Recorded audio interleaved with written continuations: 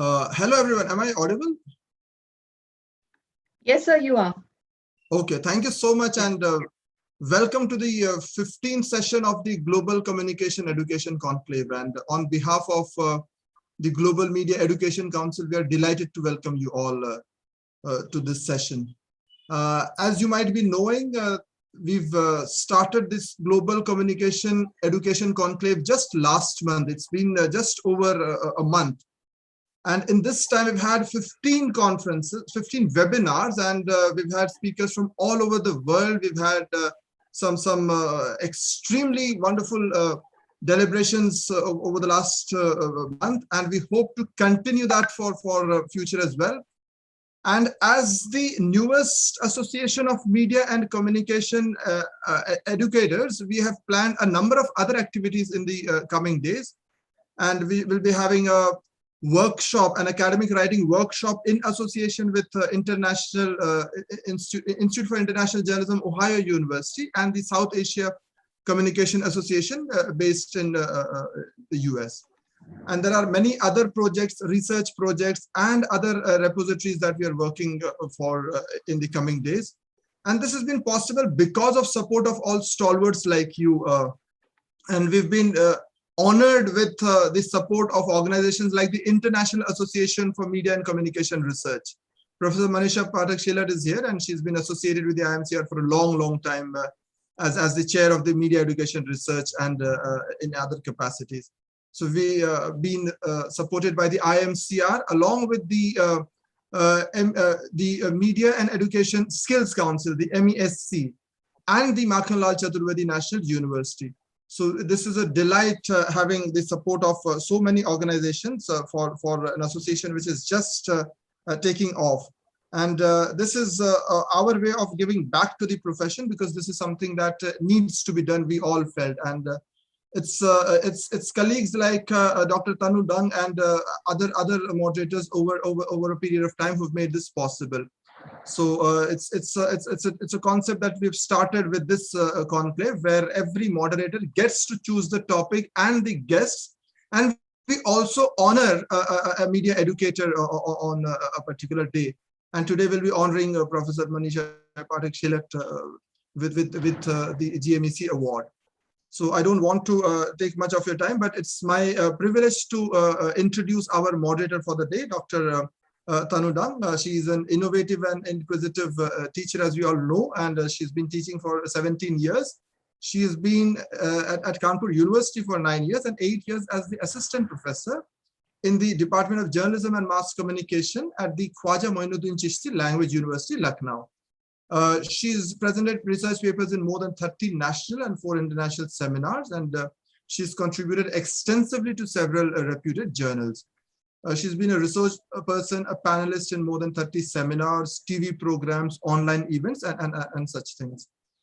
She's edited the 2 books, The Role of Media in Promoting Right to Education and Inclusive Growth of Minority Women through ICT. And she's also contributed towards designing the development journalism curriculum for the students of journalism and mass communication. Professor Manisha Pathak has also been a part of that. She's a certified Fagshala trainer. She's received a letter of appreciation by her university in 2018. She got the PR Professional Award by the PRSI Lucknow chapter in 2017. She won an award of honor by prominent NGO of Lucknow, which is Bazme Khawate. I hope the pronunciation is correct.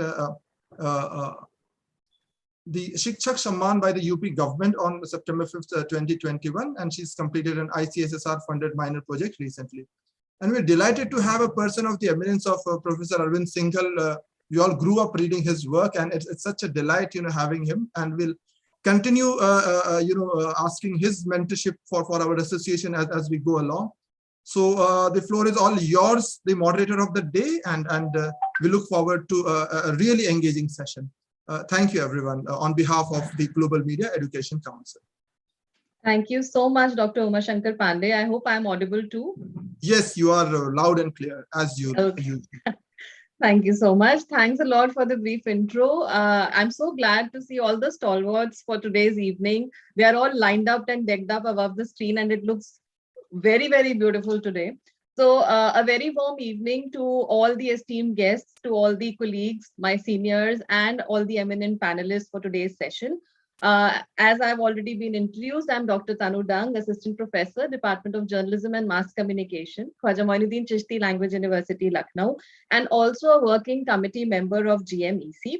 As we all know that this entire magnanimous event has been planned by GMEC, and we are so glad that we are running this 75 days conclave, which is first in the history of media education, I suppose.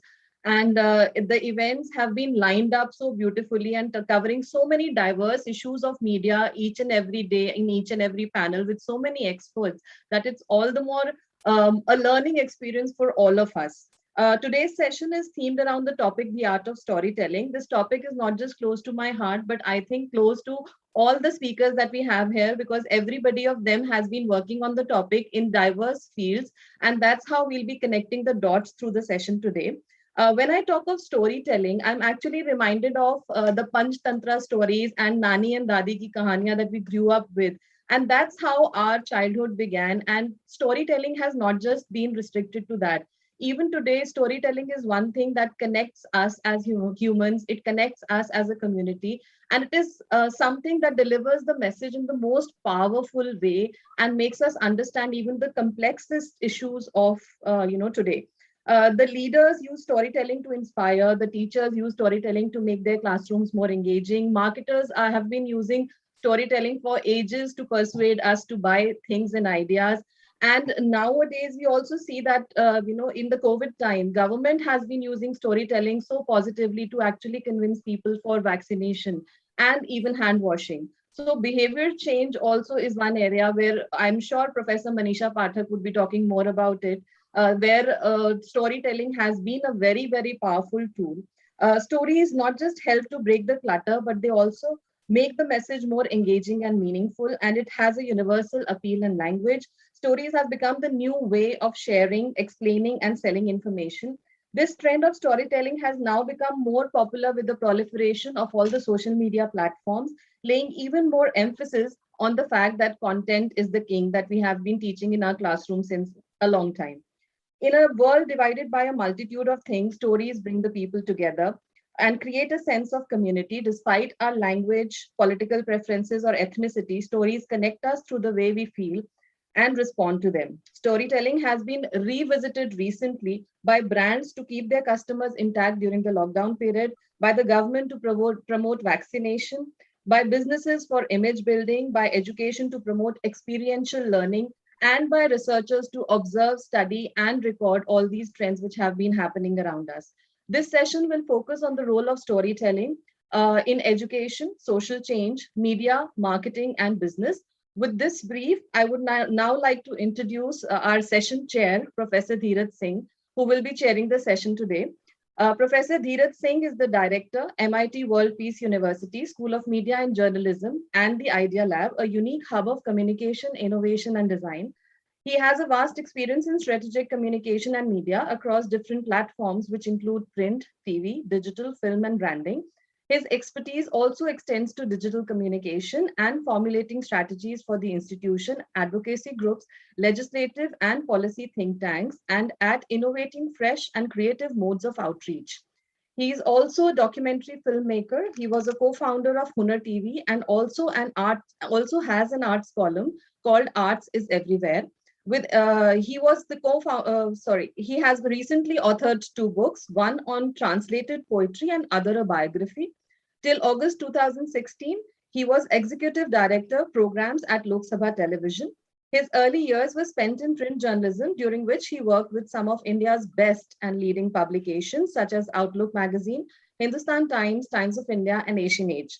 He has also translated works of eminent writers such as Premchand, Nirmal Verma, Bhisham Sahni, Ajit Kaur, Asghar Wajahat, among others, into English, and is currently working on a novel.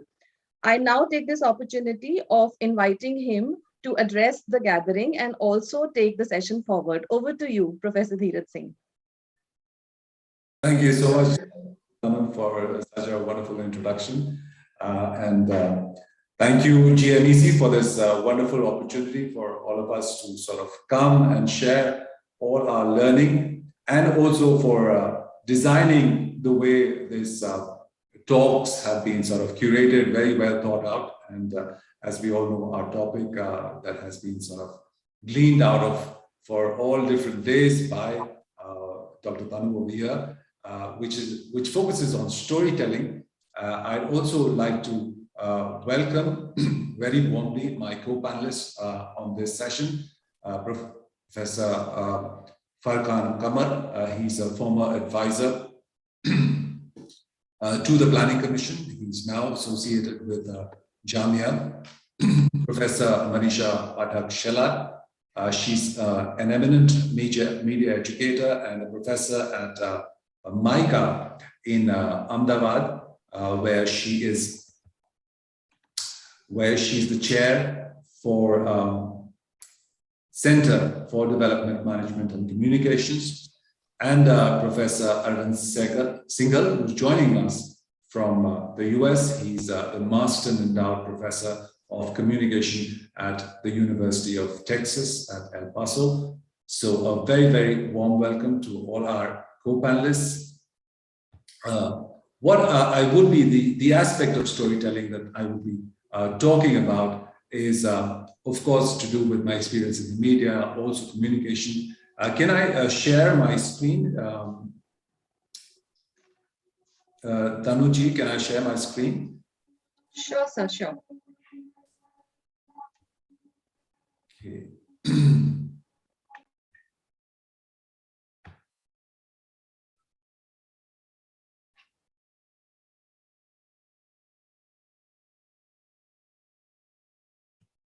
Okay, so what I'm essentially talking about today is storytelling in the age of disbelief.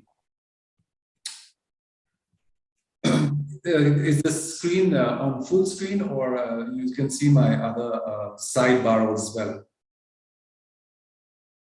We can see the sidebar, sir. Okay, how do I just enlarge it? Just give me a second, I'm sorry.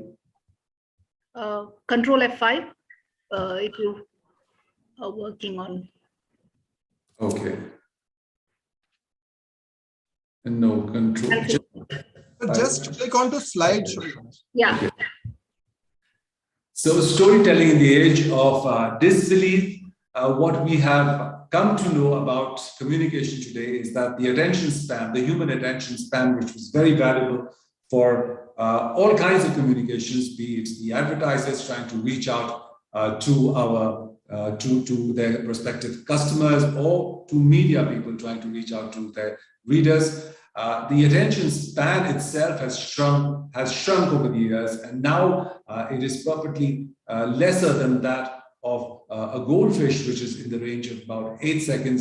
So the human attention span has actually shrunk so much that we are even less attentive than goldfishes. And my theory, or my premise over here, is that the first cause of this shrinkage goes back to the time of the invention of the printing press, which was the work of Johannes Gutenberg. And he, in fact, was a businessman. He was a person who was always trying to find new things to sell. He was a seller of artifacts and religious mementos. And then he came upon the wine press, and the wine press actually inspired him to find something that would make or fasten the process, speed up the process of communication, or how books were printed, because he was interested in the calligraphy and drawings and illustrations that went in handwritten books.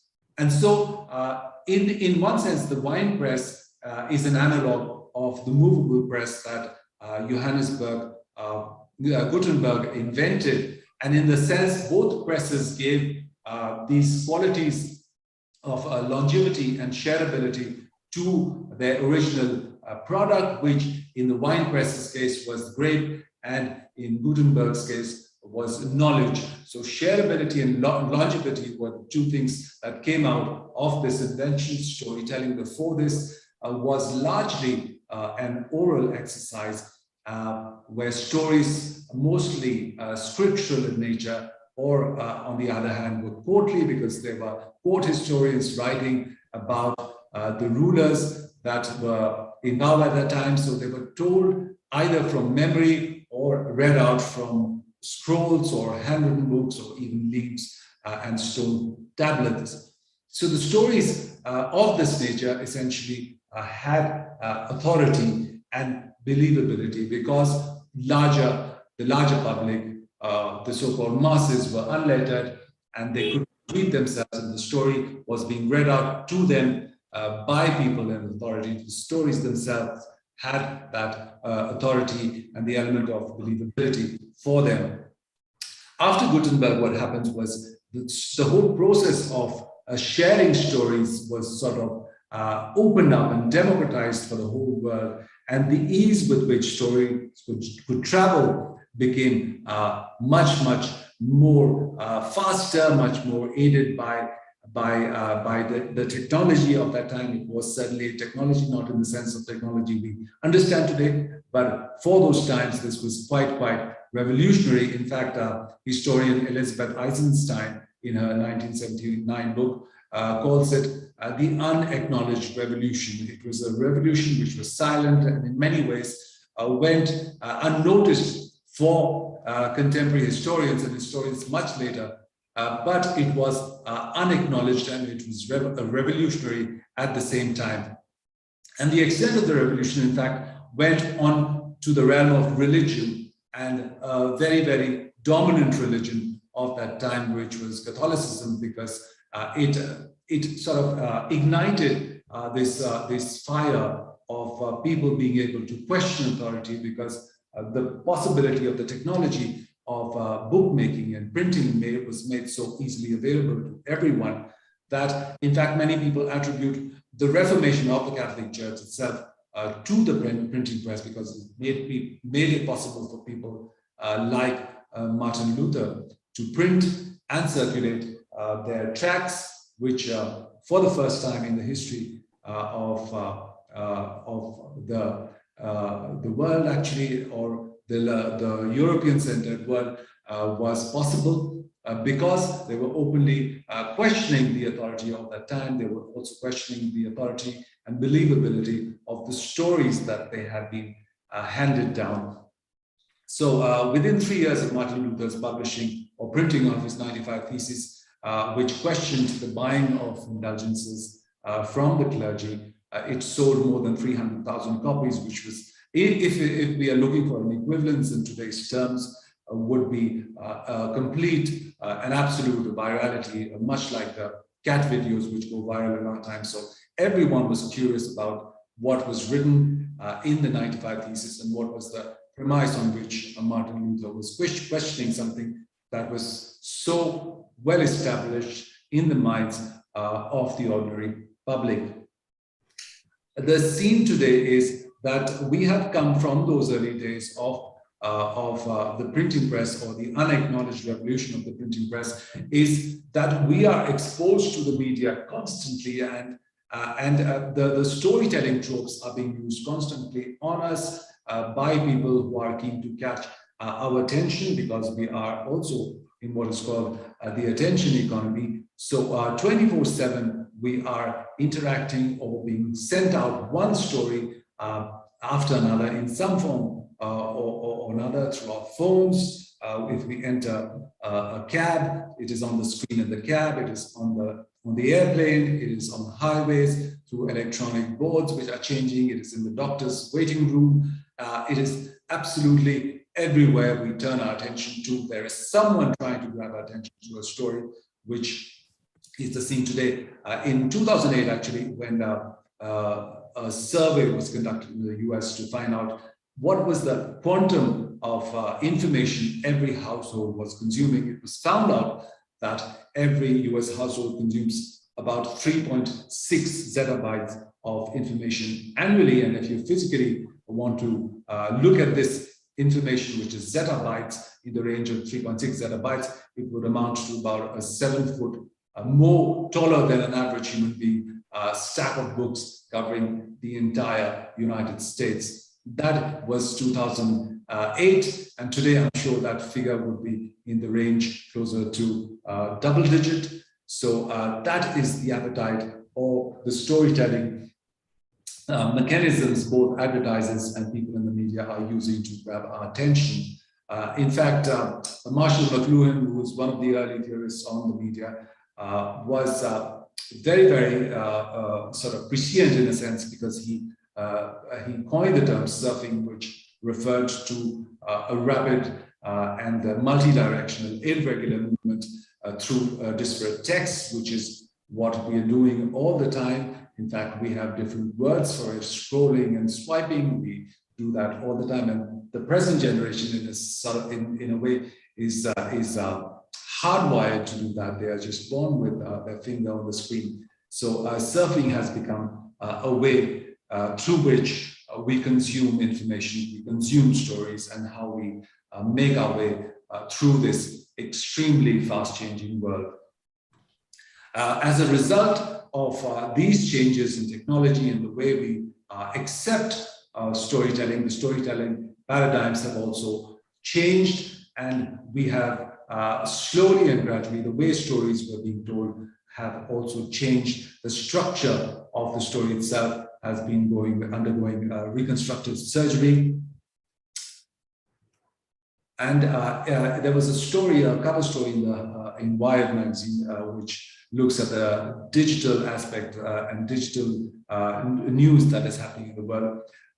The cover story talked about how tech has, in fact, weaponized a good old storytelling. What this essential premise of the article was that storytelling from time immemorial had this element of strategic virtue, that the story was in fact the carrier of an idea or a moral, and the story was in fact making it more palatable and acceptable for a new idea to make more followers, make an idea more acceptable, which was the basic idea behind stories, why people told stories, because they wanted to send out a message to the world. But because of technology, this strategic virtue of the story had been completely overemphasized and amplified many times over, in a sense that it was totally weaponized, because the way it was being used to send out messages to the world by all sorts of people for all sorts of gains and all sorts of motives. Because of this, the length of stories have also reduced. If someone talked about a mobile film festival, it would have been laughable a few years ago, but now it has become a reality. Films are being shot in that format, and using the mobile phone as an instrument or as a device to tell stories. So people have recognized the importance that storytelling does not require so much technology or so much extended equipment to bring out a moving or a story that is palatable to viewers. And this has also happened because attention spans have also been decreasing. Mobile films or short format films have become very important, and people like things that tell the story much faster. News stories, in fact, have also been becoming shorter. The average length of news stories has been progressively declining, and this has actually started happening in the 90s. That is when slowly newspapers were changing into the digital format. Page making, earlier there used to be a job called page making artists or paste up artists, because they were actually pasting the headlines and the text below it on a pasteboard. But because of a computer, the arrival of computers on the scene, the page making was entirely done on the computer. And because it was so easy to sort of shift the design of the page, it was also found that people are spending less and less time on stories. The length of stories also decreased. Now to a time now where we have come, where the headline in fact says it all, the story becomes in a less, almost like a footnote to the headline. This is also sir, sorry for interrupting, but we'll have to conclude it in a bit. Because we'll be listening to you again at the end of the session when you conclude. Okay. But since we have, I'll just quickly run through whatever I prepared. I'm sorry, I have to play the butcher role today, but I can't help it. Please conclude, sir.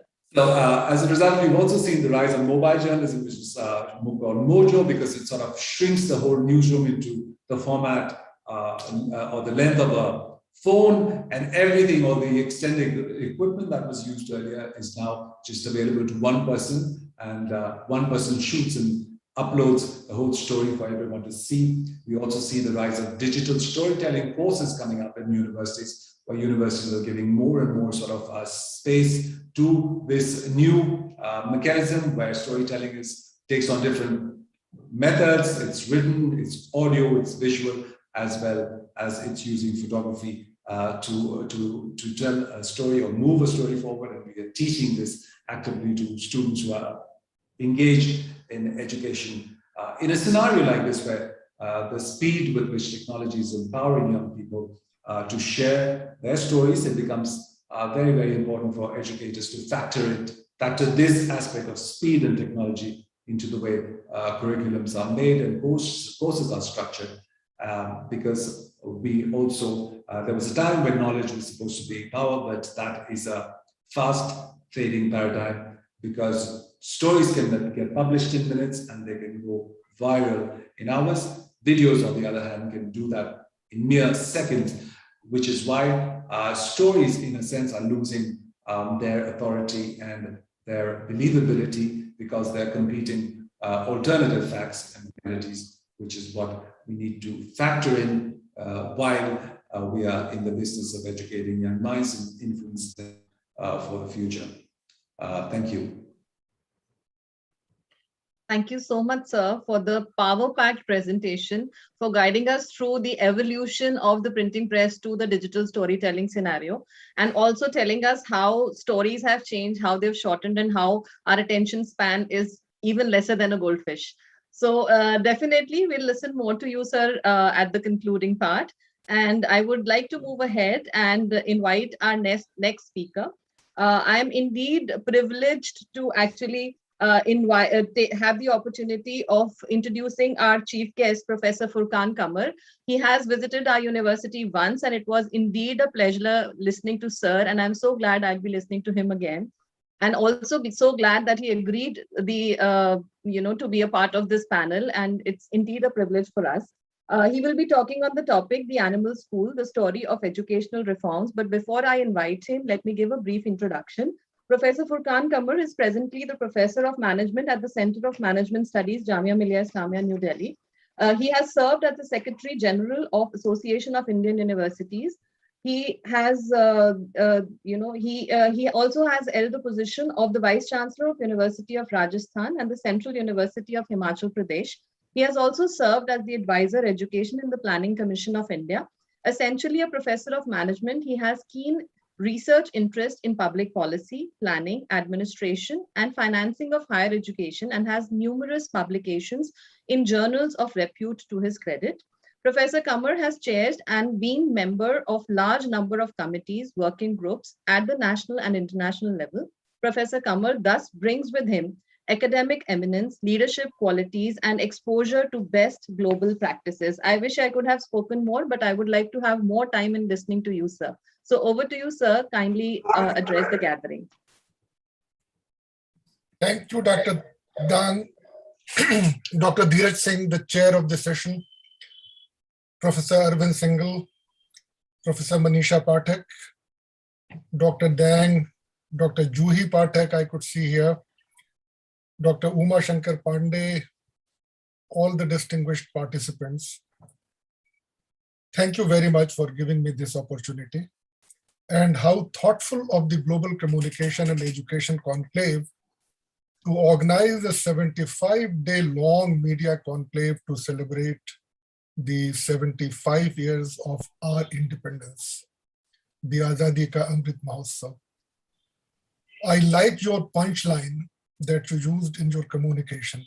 75 years, 75 days, 90 minutes, 75 Indian stalwarts, of course, with an exception of me, 75 foreign stalwarts, 75 government officials, 75 books and reports, 150 young researchers, all in one platform, just in 1 year, that is 2021 and 2022. And that is the year when the life is so disturbed for all of us because of the pandemic. I congratulate you, Dr. Dang, and your university, Khwaja Muinuddin Chishti Language University. When I had last visited, it was Khwaja Muinuddin Chishti Urdu, Persian, and Arabic University for taking this lead role in organizing this session, storytelling. I would also like to take this opportunity to congratulate Dr. Manisha Pathak on being conferred the Lifetime Honor Award for her inspiring contribution in your chosen field. I must admit in the very beginning that I am the most ignorant of all the panelists present here. The only reason that I am here with you in this session is because I visited the university a couple of times in the past and may have used a fable or two to convey my ideas and thoughts, which probably Dr. Dan liked. I know nothing about the art, science, techniques, and technology of storytelling, but I have been very fond of learning and sharing fables and stories to convey my thoughts, and have found it often more effective than long lectures. It prompts people to ask questions and to connect immediately.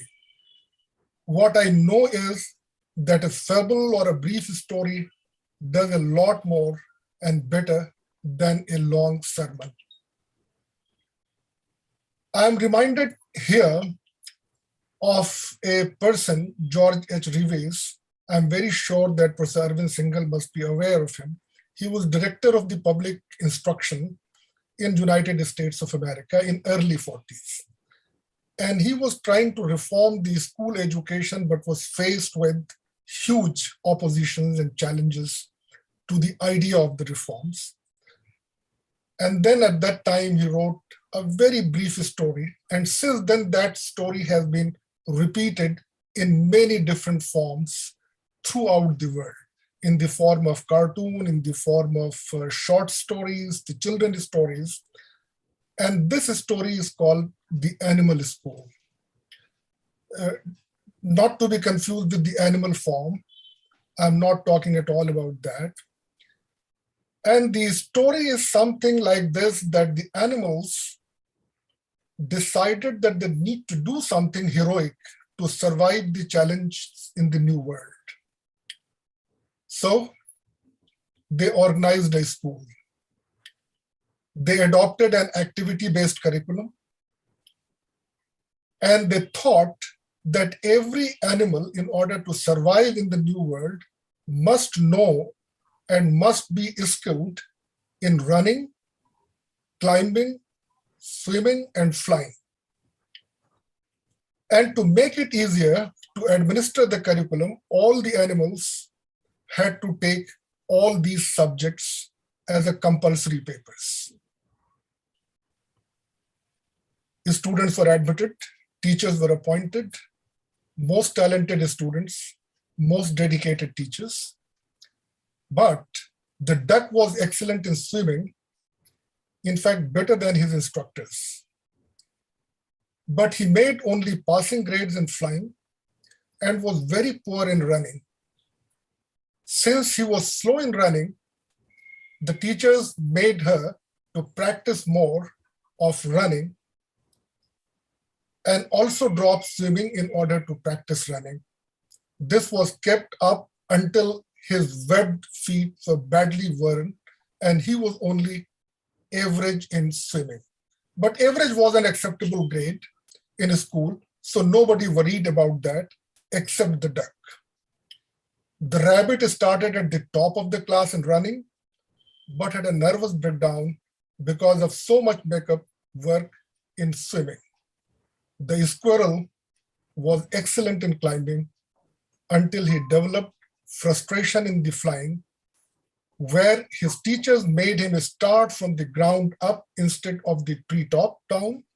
He also developed a Charlie horse from overexertion and then got a C in climbing and D in running but that was also acceptable. The eagle was a problem child and was disciplined severely. In the climbing class, he beat all others to the top of the tree, but insisted on using his own way to get there, which the teachers did not like. The teacher has their own methodology and wanted that methodology to be followed. At the end of the academic session, it was an abnormal eel which could swim well, but could also run, climb, fly clumsily, though, had the highest average and topped the batch in the class. And outside the school, the dogs were demonstrating. They were fighting the authorities. They were protesting that digging and burrowing and the barking must also be included in the curricula. Otherwise, the curricula is unjust to the children, to their children. And then, frustrated by the public's response, they apprenticed their children to a badger and later joined the groundhog and gophers to start a successful private schools. This was a very brief story that he wrote, and that changed the way that people think. And still, when in India, we are talking about the new education policy and the curricular reforms and the multiple pathways, choice-based credit courses, there is no better way to tell this story. I'm very sure that many people would be referring to our own Panchtantras, so many stories that we grew up by listening to them, which had a message and they had a moral. In fact, in all traditions, in all languages, the storytelling has been so common that, like we all grew up, I fortunately know Urdu as well. So Qissa Chahar Darwesh used to be a story which we all read, and where one story led to another story and a very voluminous book. So it was not because of the lack of the attention span, but then it was still so absorbing that you could read the enormous voluminous work of the Qissa Chahar Darwesh. In Persian tradition, the Gulista and Bosta, which again had small fables, but big morale. We are all familiar with the stories of Alif Laila, the story of the Arabian Nights, 1001 Nights in Arabia, and of course, as I mentioned, in Panchtantra. And it is not that the tradition has discontinued, as the chair of the session was explaining, with the growth in technology, the communication, and the way we communicate to people and the storytelling is reforming and becoming, in fact, more impactful by being short, crisp, and making impact. Given the constraint of time, I would just say that sometimes the story enables us to communicate something which otherwise is very complex to explain to students, and you needed to first draw their attention, to attract their attention, and then move on further to the techniques and to the technologies. One such story is about, in economics, is about the game theory, a very, very complex phenomena. Prior to game theory evolution, it was assumed that people are rational beings and they behave all the time in the same way. But the game theory, in fact, told that no, the moment you take an action, the other party on whom this action is impacted also does something to react to that action, and therefore he does not always necessarily does the same thing. And therefore this knowledge goes on passing. And Professor Kaushik Basu has been very fond of telling a story. We all grew up with the story of a cap seller who happened to pass by a jungle, happened to sleep under a tree, to wake up to find that all the caps from his baskets are gone, but recalling a knowledge that monkeys are great copycats. So he threw his cap, and then all the monkey copied him and threw their caps. And then he collected them all and went happily. Somebody extended this story. 2 generations later, the grandson of the same story, the same cap seller, happened to be still selling caps, passed by the same jungle, slept under the same tree, to wake up to find that all the caps from his baskets are gone. He recalled the knowledge which his grandfather had given, and then he threw his cap. But lo and behold, a big fat monkey comes down the tree, picks up even that cap, came to the cap seller, gave him a big slap, and said that, do you think only you had a grandfather? Remember, I also had a grandfather who passed on the knowledge to me. Remember, a very, very brief story, but such an impact that it draws the attention of the people of action and reaction and the knowledge and the counter knowledge. And I think this tradition must continue. And for teachers belonging to any discipline, I think the storytelling becomes a necessary part of our life. And that is why today, and I'll conclude on this, that when sometime we teach online, the online has provided us many opportunity, but what we miss is that reaction that you see from your class when you are engaging them in a lecture, maybe through these stories, and their reactions keep on telling you that whether they are following you, whether they are getting bored, or whether they are interested in the topic, and that makes the teacher make quick amend to the style, to the method, to the techniques of teaching. Thank you very much, Tanu, for giving me the opportunity. I think I have stuck to my 15 minutes time. Thank you. Thank you so much, sir. Although it's very difficult to say that please conclude or the time is running out, because all our speakers are such well versed in their area that it's like we want to keep on listening to them. The stories that you shared were really wonderful, sir, and the way you connected storytelling to the stories that we have heard in the past is definitely why I wanted you to be in the session today. And I remember the story that you shared about the animal school. Even today, there are many times when we come across the message that a rabbit will only succeed if the way of measurement of a rabbit and a squirrel are different. And that's something that we are trying to do through NEP, I suppose. If it works well the way we have visioned it, I hope things will change in the education system. And you have pointed it out so well, sir. Thanks a lot for your time. There are certain questions, sir. I would request you to wait till the end of the session so that we can take up a few questions. And that is for all the experts. We will try to take as many questions as possible, depending upon the time we have at the end of the session. So moving forward, thank you, sir. Moving forward, I would now like to take the opportunity of introducing the awardee of today's session, Professor Manisha Pathak. She brings along more than 30 years of experience in the media industry and has worked extensively as a media consultant and researcher in India. To do the honor, I would request Professor Dheeraj Singh to kindly felicitate Professor Manisha. And I would also request the video to be played, please.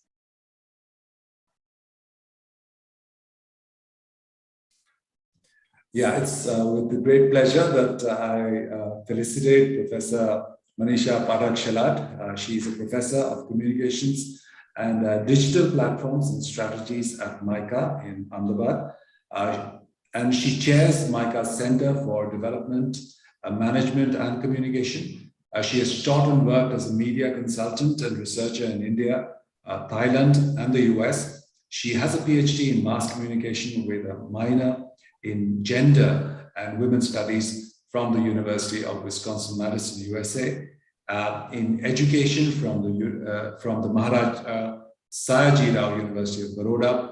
Her research interests are communication for social change, gender, young people's media cultures, new media, civic engagement, transcultural citizenship, and media literacy. She has shared her research globally as a guest speaker and through her books, journals, and papers in New Media and Society, Journal of Youth Studies, Journal of Adolescent and Adult Literacy, Communication Inquiry, among others. She has won many awards and fellowships, which include the Soviet-Land Nehru Award, Shastri Indo-Canadian Faculty Research Award, the Salzburg Seminar Fellowship, and Tata Fellowship for Study of Contemporary India, as well as the MICA AGK Award for Meritorious Service. She's also the editor of the Journal of Creative Communications, published by SAGE with MICA. She has led several capacity building programs for nonprofits and state governments, corporate sector, and international organizations. She's also an active member of the Leadership Forum for Vaccine Confidence. Very, very well-deserved Lifetime Achievement Award for Professor Shalat.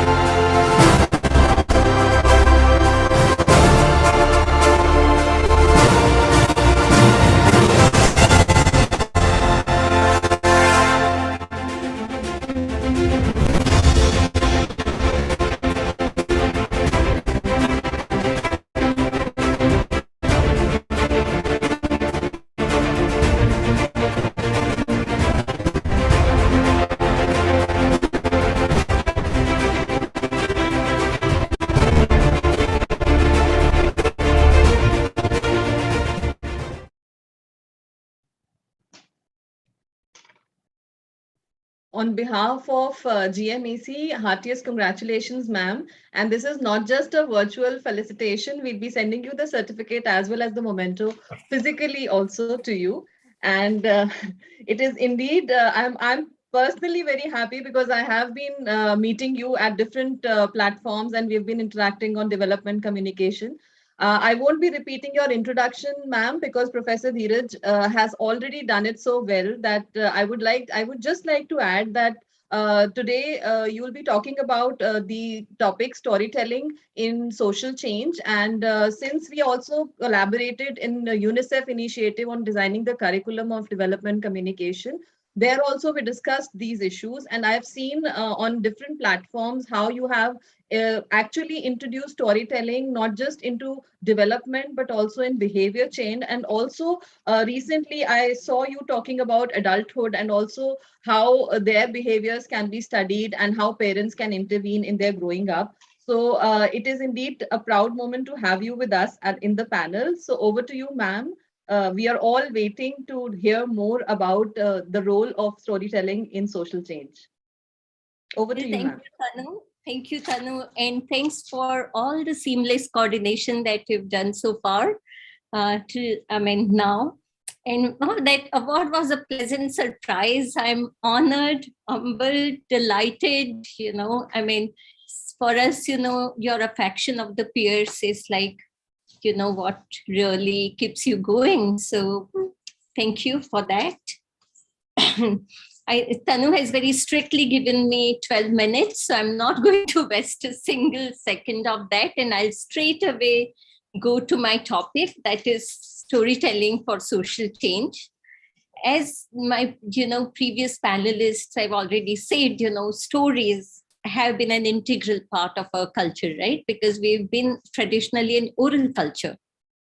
And, if you look at all the Indian theories of communication, we have so many concepts like Sadharanikaran, Sahridaya, the Rasa theory. They all actually show us the importance of human connection at the core of communication. And stories are a powerful way to establish this human connection. I'm sure we all remember stories that moved us, made us laugh, cry, question, right? But there is just one distinction I want to make between story and stories for social change, is that stories which are specially designed for social change have a purpose. So it is, storytelling with a purpose. And at the same time, I would also like to remind us that all stories are for social change. Stories are an equally powerful tool to maintain the status quo. And it has been done for a long, long time, because stories are used to remind people their right place in the society, to teach them what are the good norms, practices. So we have to remember that if we really want to bring social change through stories, we have to have an absolute clarity of purpose. So there is no point doing a session on storytelling without a story. So we will start with a short story that is on the video. And Tanu, you don't have to be discreet. You can just shout at me, but please tell me when 2 minutes are left. So I'll just, plan accordingly. So let's start with the video first. Please play the video.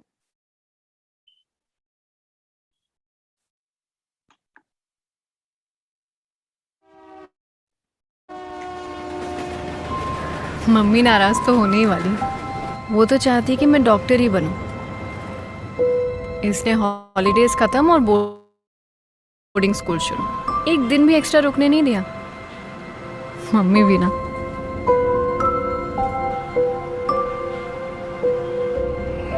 Mummy ने अपनी life अपने आप ही बनाई।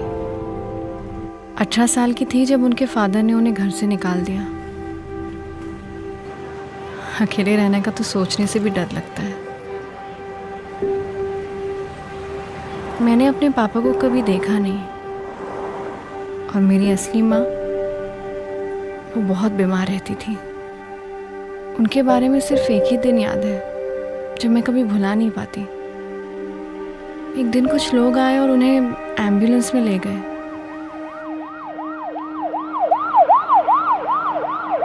फिर वो कभी वापस ही नहीं आई।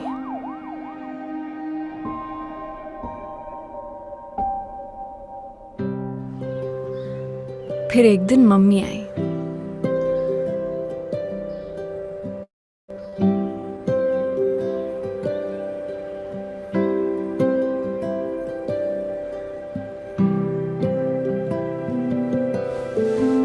बहुत प्यार से मुझे अपनी गोद में बिठाया और मुझे अपने घर ले गई।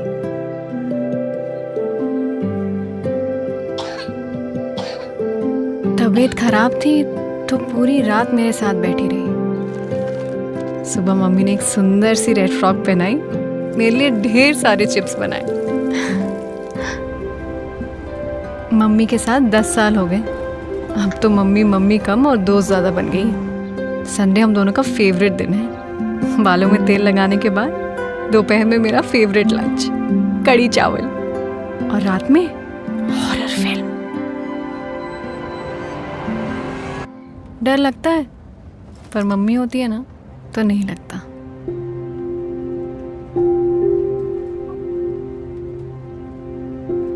ये है मेरी मम्मी, है ना प्यारी?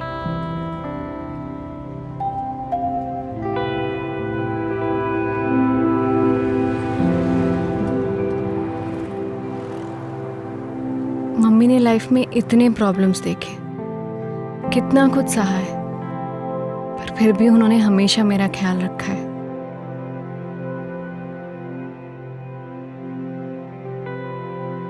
सिविक्स बुक में तो लिखा है कि सबके लिए बेसिक राइट सेम होते हैं, फिर मम्मी को क्यों नहीं है?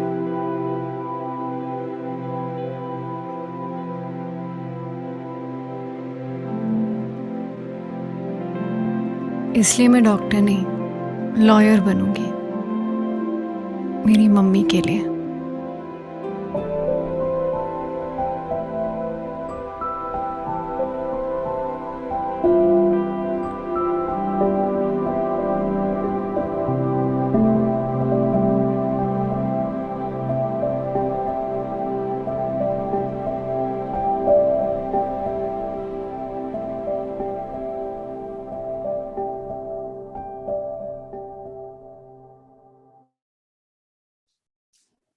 Thank you for the film. And as now I make a few points about what can stories actually do to bring social change, I would like you to refer, back to this video. Let me quickly share the screen.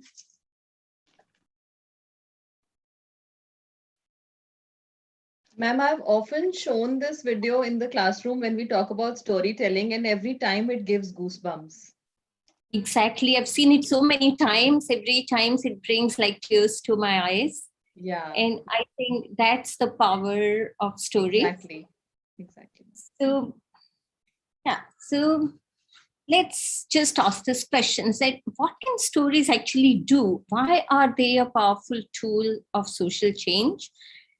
And I would be just sharing some points, and these are based, I should acknowledge that these are based on my work on ethic of care that I've been doing with Professor Christine Garlow from University of Wisconsin-Madison. And we have been working on how art and artists can actually bring social change. So this talk is, I'm drawing from that work. So the very first thing is that, stories can bear witness. As human beings, we cannot be in every situation. We cannot really experience everything, but it is stories that actually bring us, close to the situations we in our lives will never experience. Events, experiences that will never be on our radar. So if it is riots or it is stories of, abuse, story of triumph, stories of solidarity. Like if you see the picture at the bottom of the video, it shows the doodle about the Chipko movement, the movement started by women in Tehri Garhwal, where they actually used to hug the trees to conserve the trees, right? So we were not there, but their stories still inspire us. And as an audience, we actually feel that, yes, we were there. So bearing witness to important positive and negative events is one way that stories can actually contribute to social change. If we refer to this film, it's like this girl's entire experience of life, of being orphaned and then, being given care, right? So we are actually witnessing her life and her mom's struggles. The second thing that stories can actually do is offer acknowledgement and recognition. What is acknowledgement? Acknowledgement is answering to someone that I'm there for you, right? Acknowledgement is giving the nod that, yes, I know that you are there. I know that you exist. I know that, and through recognition, we actually validate their experiences and the issues that they are facing. So think of any marginalized group. It could be coal mine workers, it could be transgender people, it could be victims or survivors of, say, domestic abuse. It could be manual scavengers. There are so many marginalized groups who need our acknowledgement, and, their issues and their problems are never part of the mainstream agenda. So if we really want to recognize their problem, we have to bring their issues to the mainstream agenda, and stories are a tremendous tool to do that. So if you don't tell their stories and if you don't listen to their stories, they would be marginalized, they would be ignored, they would never be visible. So stories give visibility to so many different groups who might not be, otherwise visible to us. So as a journalist, as a social change activist, this is an important role that we can do through stories.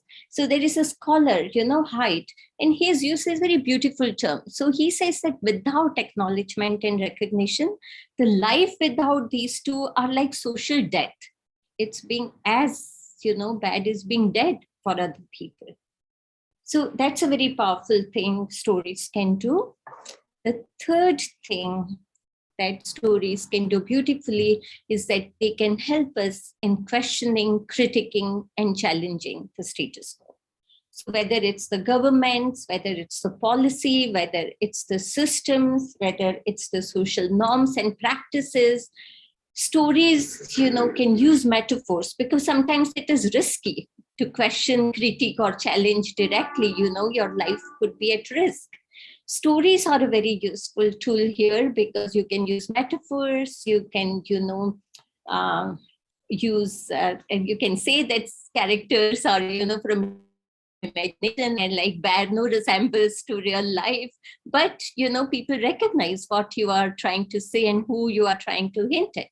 So for example, in the film we saw, the girl asked, right, that why does my mother not have any rights? Why are not there policies which would give her equal rights? So it's a very powerful way to tell us that, well, everything that is going on in the world is not right. So that is a powerful role of storytelling. There is a fourth thing there, and this is my most personal favorite, and that is envisioning alternatives. Because stories can tell us that, look, this is not the only reality possible. Stories can tell us that, look, this story doesn't have to end like this. The stories can end differently. This is how differently, other people can behave, so that this story takes a different turn, right? These are the options. These are the alternatives. What could the protagonist could have done differently? What could other characters in the story could have done differently? So envisioning alternatives and showing us a better way of being in this world, I think, is the most powerful social change contribution of stories, I would say. And as audiences, we have two kinds of roles. So when a storyteller is trying to do all these four things, so basically, as the well-known Black activists and professor, M.K. Asante says that, stories not just inform, they have to transform. And we can transform our lives, through two things. One, recognizing what the storyteller is trying to tell us, and being sensitive, being a Sahridaya as an audience, but also, practicing at times, what Stuart Hall advises us to do, and do oppositional reading, So for example, when I discuss this, I often give example to my students about the story of Eklavya. Because in the school, we were always taught that, oh, such a good student Eklavya was, right? He cut his thumb and gave it to the guru. And such a great guru Dronacharya was. But when you do oppositional reading of the story, your students can ask that, is it right for the guru to ask for a thumb of a student? What kind of guru would do that? So this is oppositional reading. And as an audience, you have right to do this, and you have a responsibility to do this. So these are the four important ways, where stories can contribute to social change.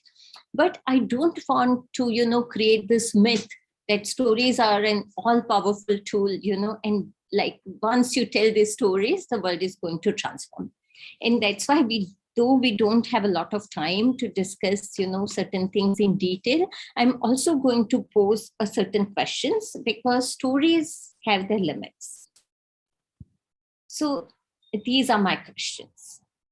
That I agree that stories are mirror to the society, but is being a mirror enough? So, as a journalist or an educator, you can say that, look, I've shown the mirror to the society. This is what is going on. I've told you. Is that enough? Right? So can cultural activism, be it stories, be it theater, be it cinema, be it social media, can cultural activism substitute for, actual change, actual material efforts at creating change? Because it's very easy to tell a story and feel very smug and think that I've done my part. I've told the story. Now it's for others to do what they have to do. And the third point is very important, because they tell us that, does telling someone else's story, means that you are speaking for them. So in, say, communication for social change, it's a very important point for us to realize that, very often people like us who are better educated, who have this facility with different languages, so if you, like today, and I agree that because it's a global event, we have to speak in English. So we know a certain language, we have a certain education, we have certain networks. So we get to tell stories about a lot of people. But by doing that, are we actually silencing people who actually should be telling their own stories? So, as educationists, as communication professionals, as journalists, our role is not only to tell stories, but also help people tell their own stories. So when we talk about this whole thing about voice, it's a very complex concept. So sometimes we use, words like we are giving voice to these people, or we are voicing somebody's problems. Yes, as a first step, very good. But our ultimate aim should be, facilitating people, to tell their own stories. So Tanu, how are we doing on time? Ma'am, please go ahead. We still have time. Okay. So, when we were planning this session, Tanu had asked me this question, and it's a valid question because, like, I'm at Micah, and Micah is very well recognized, for marketing, branding, advertising, communication. And it's a very natural question for us to sometimes, we wonder that why people are so attracted to brand stories, to advertising stories. Even the story I showed you was made by Vicks, again, a brand, a product. So what is in these, stories that sometimes, we as social change storytellers miss?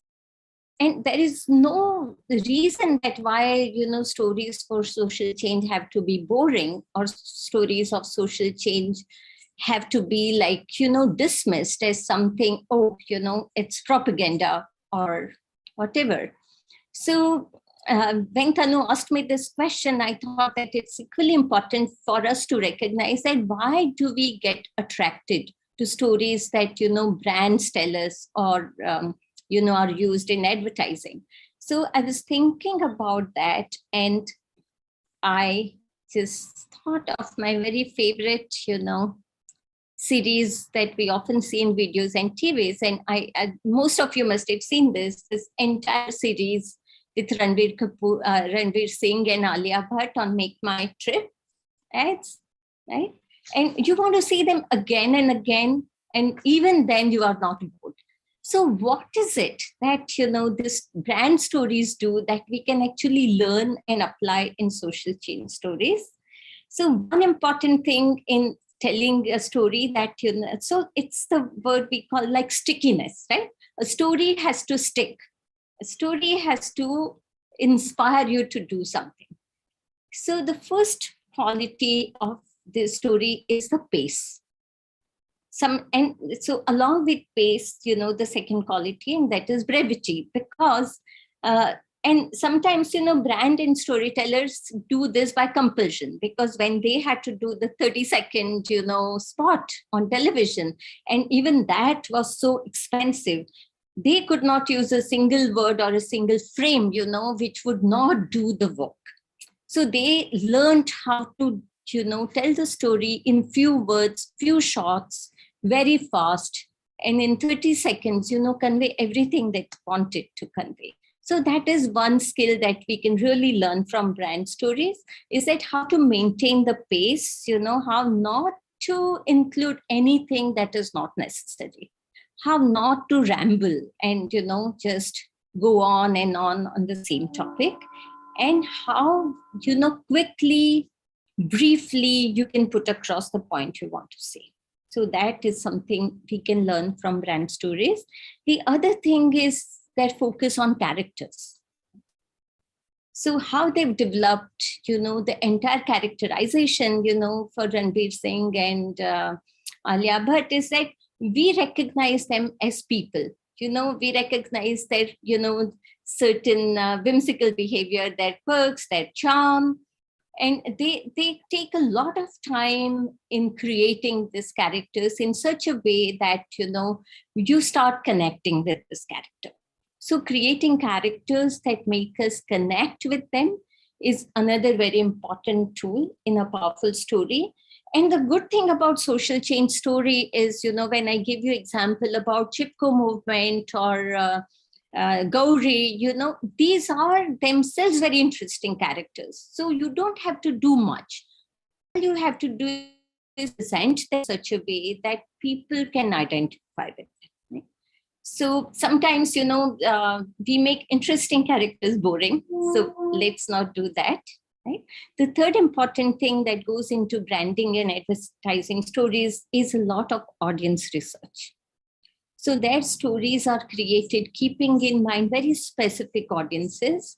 In fact, very specific persona that they create, and then they target their stories to these audiences so that they have kept their audiences' interests in mind, their background, their values, what messages are the right messages for these audiences. These are all researched and then woven into the stories. So we always say that, these days we have this question several times that it's the time of data. How do we weave in data in stories?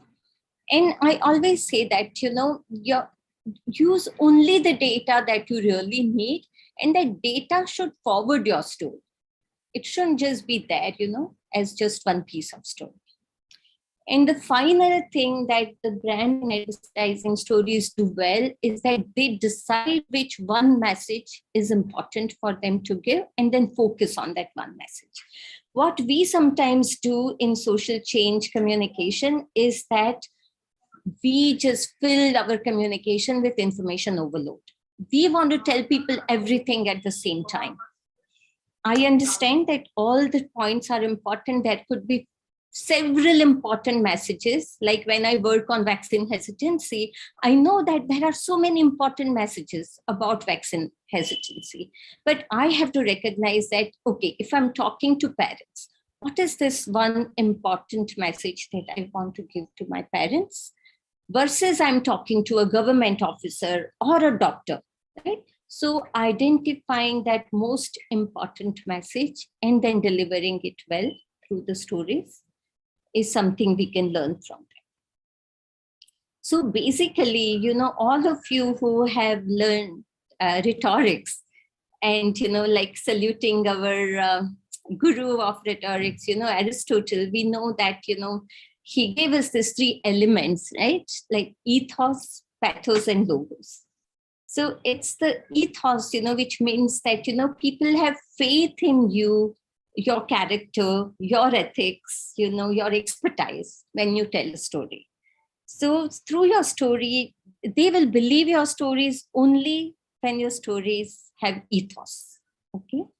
Pathos means emotional connection, and which comes very naturally to stories. So you don't have to work very hard.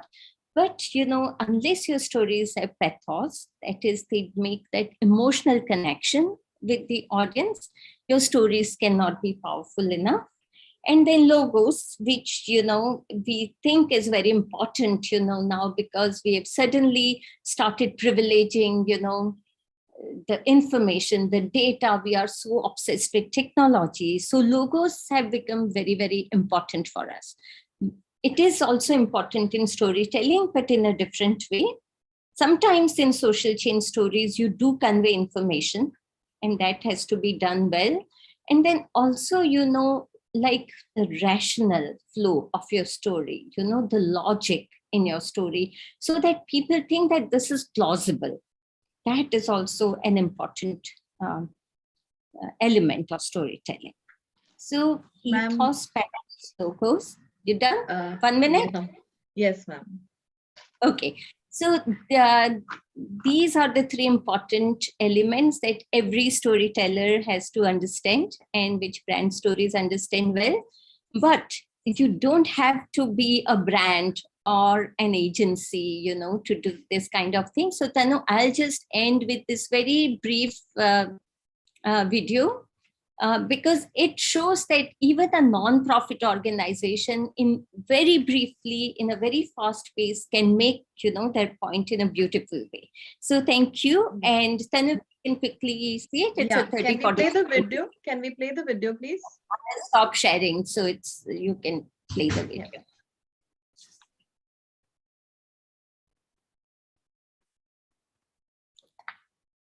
Because a lot of time people say that, brands have money, brands have this agencies, but you don't have to do something fancy all the time.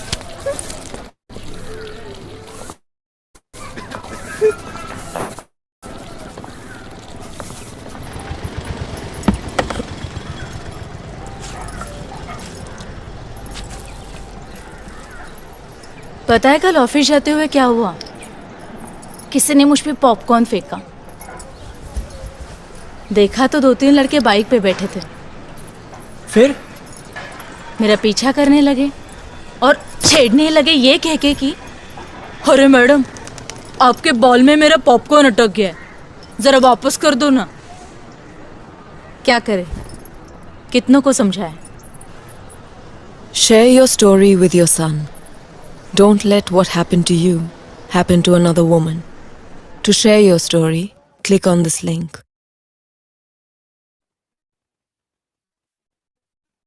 So it's by Breakthrough that works for violence against women. And with that video, I just urge you to connect the points I've made to both the videos and the other stories you see for social change. And thanks once again for this opportunity. Thank you so much, ma'am, for taking my points into consideration, adding that part to your lecture. It was definitely needed because as you talked about how many messages we saw across different platforms during the time of COVID, we know that we actually realized that COVID is there when Amitabh Bachchan was there on our calls. Only then we realized that, okay, this is a serious issue and we cannot avoid that. So even when we look at the polio drive, it was again Amitabh Bachchan whom we can give the credit that he drove away polio from the country. So definitely the storytelling, if it is powerful, I'm sure it makes a difference. And we have seen many brands coming forward during this time of lockdown. And in fact, brands who actually have sportswear telling people to stay indoors through different messages and creating a lot of activities for them. So very, very valid point, ma'am. And the way you connected both the things, the way you started with VIX and ended with Breakthrough campaign, it is really, really wonderful, powerful. And the points that you've mentioned are definitely takeaways from the session, that how the social change messages can be made powerful through powerful characterization, storyline, research, and all these factors that you have mentioned. Thank you so much, ma'am, for your time. Moving ahead, now I would like to invite the corporate speaker for the evening, Ms. Aparna Athreya, who has been waiting for her chance to speak, I suppose, and relaxing in her chair for quite some time.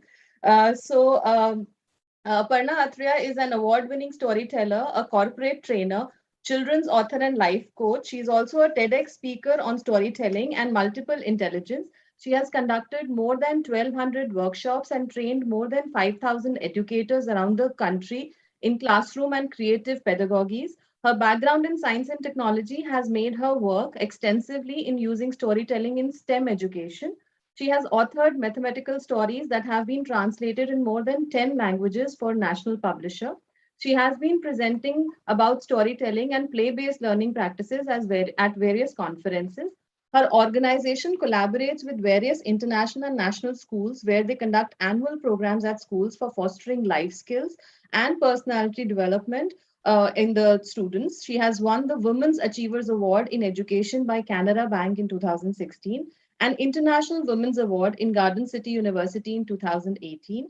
In September 2020, she was invited by Honorable Prime Minister for an interaction on Mann Ki Baat program, where she represented the Bangalore Storytelling Society as a founding member. Her motto in life is never let the child in you grow up. I really like that, ma'am. And with these words, I invite you to interact with our August gathering today. Welcome on board, ma'am. You're not audible, ma'am. I guess you're on mute. Thank you. Thank you very much, Tanu, for a very warm introduction. And I must say that it has been fabulous listening to each and every one of you. I mean, such deep insights. Quickly, I had to rejig what I was planning to say. Given the level at which people have been talking, there has been a quick reconfiguration in my mind to ensure that I keep the pace up. So thank you, Dr. Manisha, for a fabulous presentation. Not going to waste time. I think I have about 10, 12 minutes again, and I'm going to, leverage the best I can. I'm going to start off by actually telling a story. There's a Jewish folktale that comes to us from a long time ago. It's a very important story for me, my work, and the topic today. Once upon a time, in a small little village, not too far from here, there was a cold winter night, and there was chill in the air, and everybody was confined inside their homes, warm and with their families. Everybody in that village square was back in their homes, leaving a very empty set of village streets, except for one old man, an old man who was near naked, shivering in the cold, looking terribly miserable. And what he did was walk to the first house he could see and knock on the door, hoping that he would find a place inside the house. Knock, knock, he said. The door opened, and there was a warmly clad woman. And the moment she looked at that man, she was horrified. She was repulsed. She said, "What do you want? Can I get a place inside your home?" He asked. "Oh, no, here's not the place for you. Move ahead," she said. And she slammed the door on his face, and then he had to walk to the next. And as he knocked upon the door, it was opened by a well-dressed man, a man who looked at him. And in a moment, he said, "Whatever you want, this is not the place. Move ahead," he said. And so the old man went house to house to house all over, until he had visited every single house, and not a single one of them had a place in their home to accommodate this old, miserable, near naked man.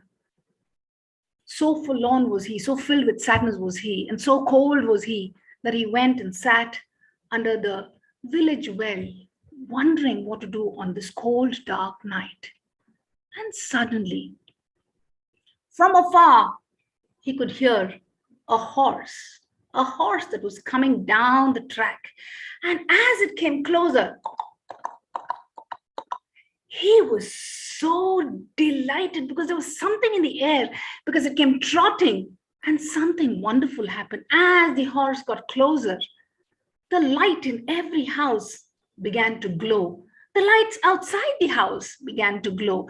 And then suddenly he saw a vision of a woman on a horse, and she had great colorful clothes upon her. She had a great big headgear, and she had feathers all around her. She had a cape on her, and it looked like she had traveled far and wide, for everything that she wore came from different parts of the world. And she looked beautiful, and she was so flamboyant, and every person in every house rushed out. The children rushed out, the adults rushed out, and there was such great cheer as they walked towards that lady, and they ran and they cheered for her, and there was such joy all around, and there was clapping, and there was such good camaraderie when that woman came. And she got off and she mingled, and she spread her love and she spread her joy until everyone in the village looked sated with all the joy that there was.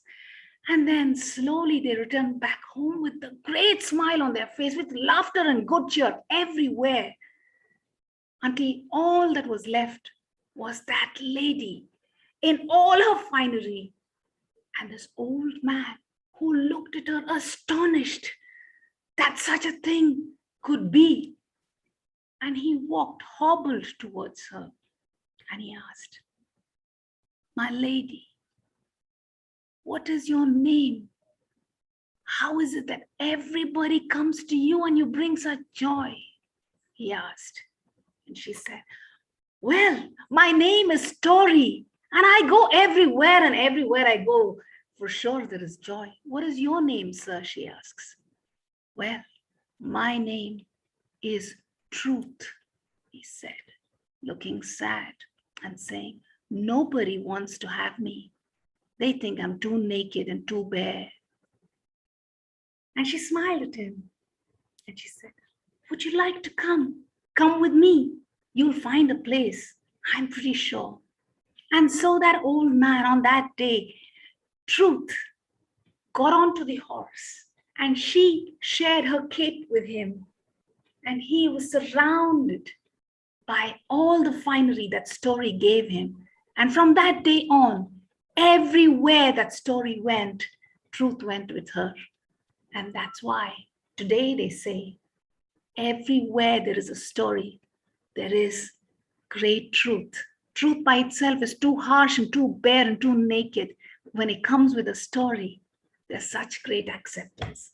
And that's the reason why I am a storyteller. And that's the reason why the greatest people on earth, the greatest leaders, the greatest educators, and the greatest change makers today are the greatest storytellers, because they know that if the truth needs to be informed, like Dr. Manisha says, if the truth needs to transform, it needs to be best said as a story. I'm going to take a moment to share my screen and show to you what a quick overview of what it is to be in the business world and tell stories.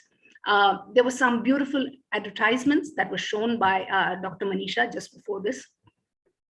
And what struck me was the truth of this story and how there was such great truth in Gauri Sawant. And everybody has seen this ad, the Vicks ad even before. There's such great truth in it. There is a basic right that each and every one of us deserves. And yet nobody pays attention unless we say it in a story like this. And each of us does feel goosebumps. It's not just Tanu, is it?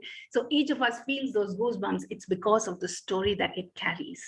So I'm going to just start off with, why is storytelling such a human thing? Okay, and if you go back and look at the science behind stories, the neuroscience behind stories, you will know that we're all hardwired to make sense of this world through stories. And that's why stories began a lot before books came, like Professor Dheeraj said. A lot before the books, Project Gutenberg happened, oral stories were said. And before oral stories came into being, before language was born, there were picture stories that were there in the caves, which you can still go and see today. So stories have been there forever. They're possibly one of the most important communication mediums that exist today. The reason is we're hardwired to receive information as stories. This is the three circles, which I don't know if any of you, I'm sure all of you have definitely read the book by Stephen Covey, which is called 7 Habits of Highly Successful People. And the circles that he's talking about is the circle, which is the circle of control, which is the circumstances, the problems, the issues that are close to us, that are within us. And the next circle is the circle of influence, which are the circumstances that are all around us, but within our circle of influence. And then there is a circle of concern, which is beyond what we can immediately touch and have control over. So these are the three circles that talks of the circumstances of life in general: circle of control, circle of influence, and the circle of concern, which is things that are beyond our immediate control. I would like to juxtapose this, use where stories really play a part in this beautiful model of circumstances and problems. This is how stories permeate these three circles. And you would understand this when I explain what is it. The circle of control is what is our behaviors, what are our circumstances, the circumstances we have, we are in, the behaviors that we exhibit, I exhibit as a person, the circumstances that I see as a person, the problems that I see as a person are really the stories that I am telling to myself, just as each of us are telling to ourselves. That is the circle of control. The circle of control is really the stories that I'm telling to myself. Every story, every behavior of mine is because I'm telling myself a story. Now, the circle of influence is really about what are the stories that we are telling within our circle of influence. Now, our circle of influence could be our community, it could be our organization, it could be within my house. So the circle of influence is for a particular context. And when you say what happens within a circle, so the previous speaker was talking about culture. Now, the culture in a context happens because of the stories that we tell to one another. The culture of an organization is the stories that come from the leaders, the stories that are born from the founding members of the organization, the stories that keep up with times. Those are the stories that influence the circumstances that exist within the circle of influences.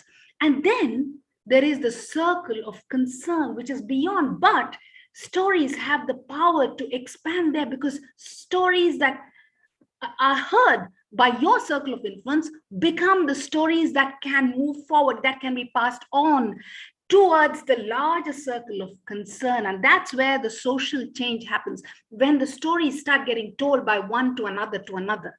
And then there is a great permeation, there's a great influence of stories across the spectrum of the individual, the immediate ecosystem, and then the larger ecosystem, the macro system, right? And this is how stories actually work in society. It is how stories travel from one region to the other. But let me focus on stories within the workplace, because I would like to talk about stories in business. Like Tanu introduced me, I work with corporate houses.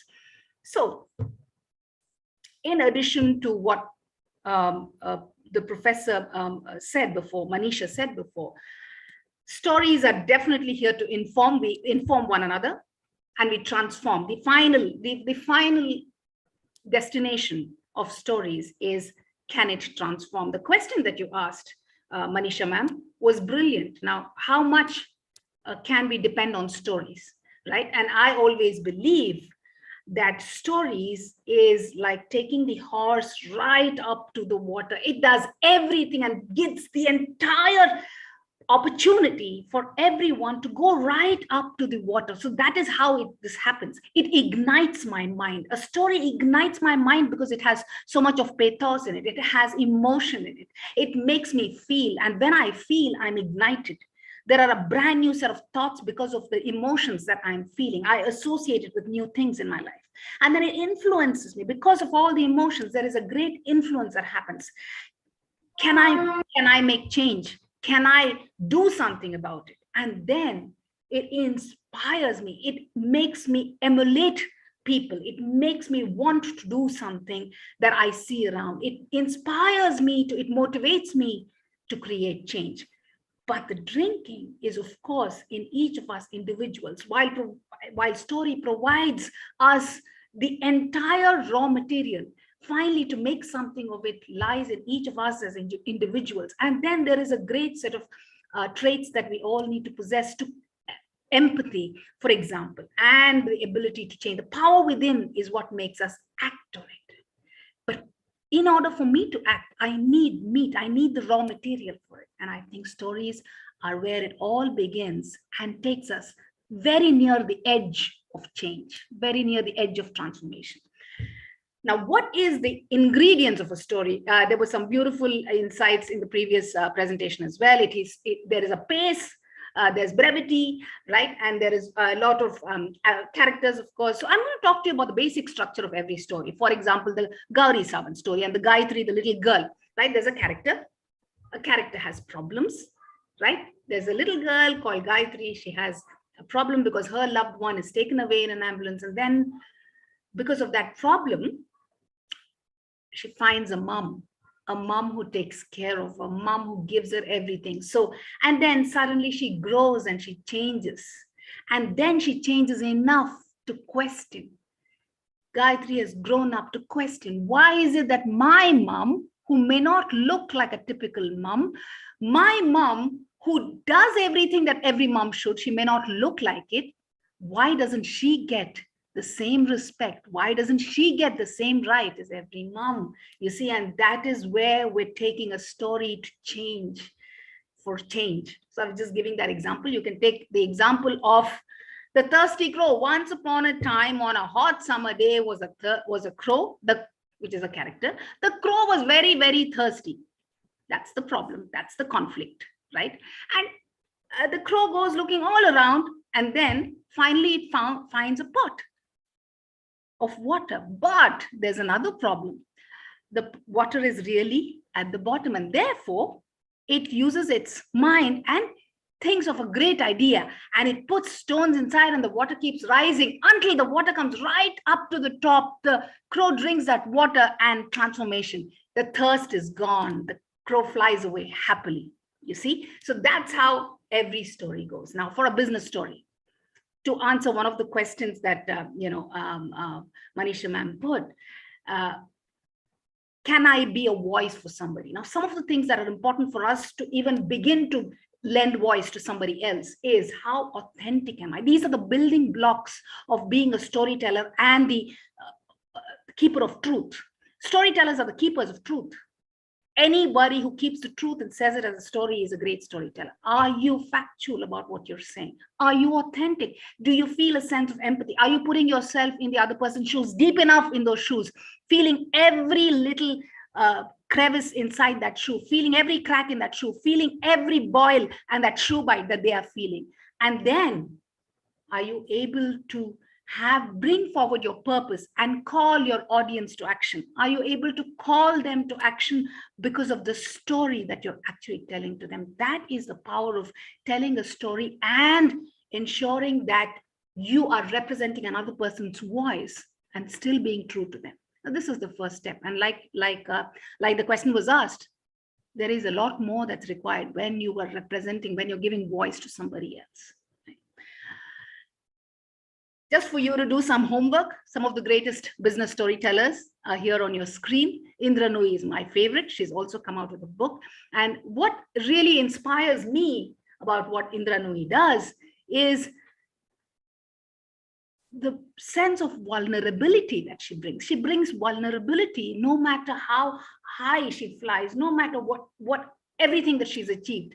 There is a sense of vulnerability, and in vulnerability lies great power. If you're ever interested in the power of vulnerability, you should listen and read a lady, a professor called Brené Brown.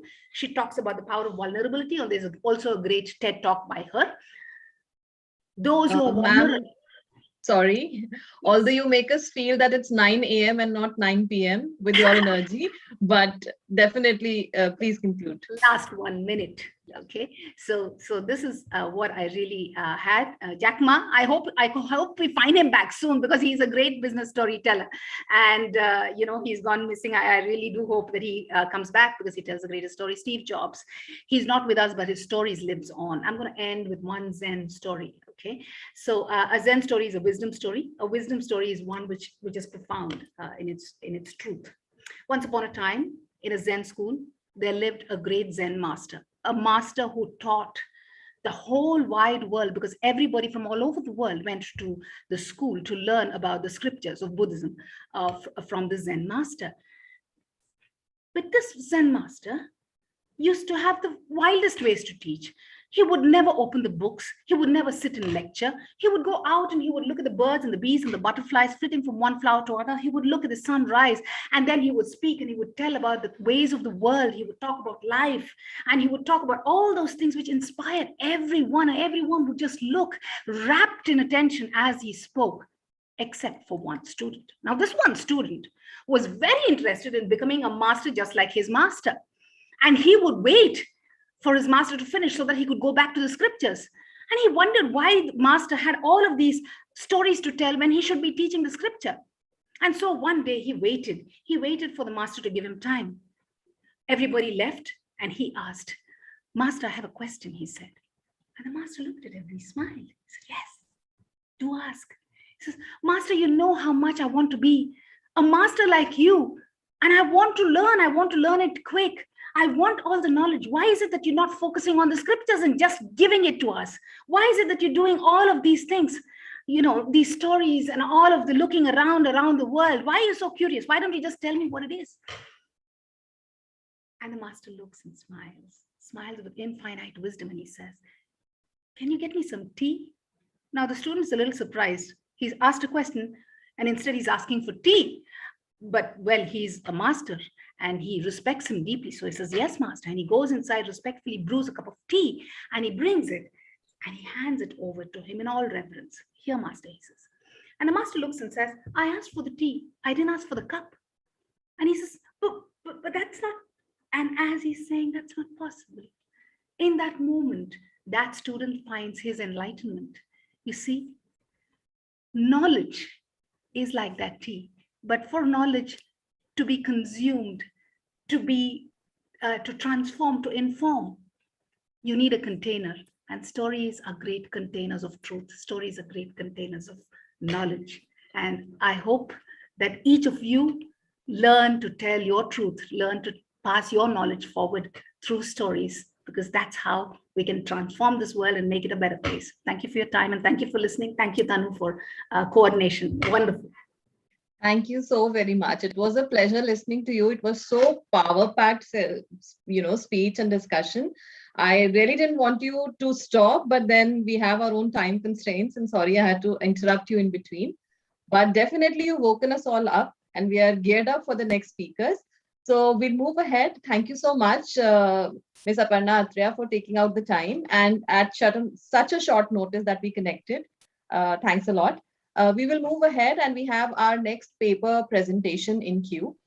We have Dr. Juhi Pathak, Assistant Professor, Department of Mass Communication, School of Media, Films and Entertainment, Sharda University. The topic of her presentation is the evolution and current status of IT Act in India. Through her research, she explores the provisions of the Act with special emphasis on Section 66A. Without taking much time, over to you, Dr. Juhi. Thank you so much, ma'am. I'll share my screen.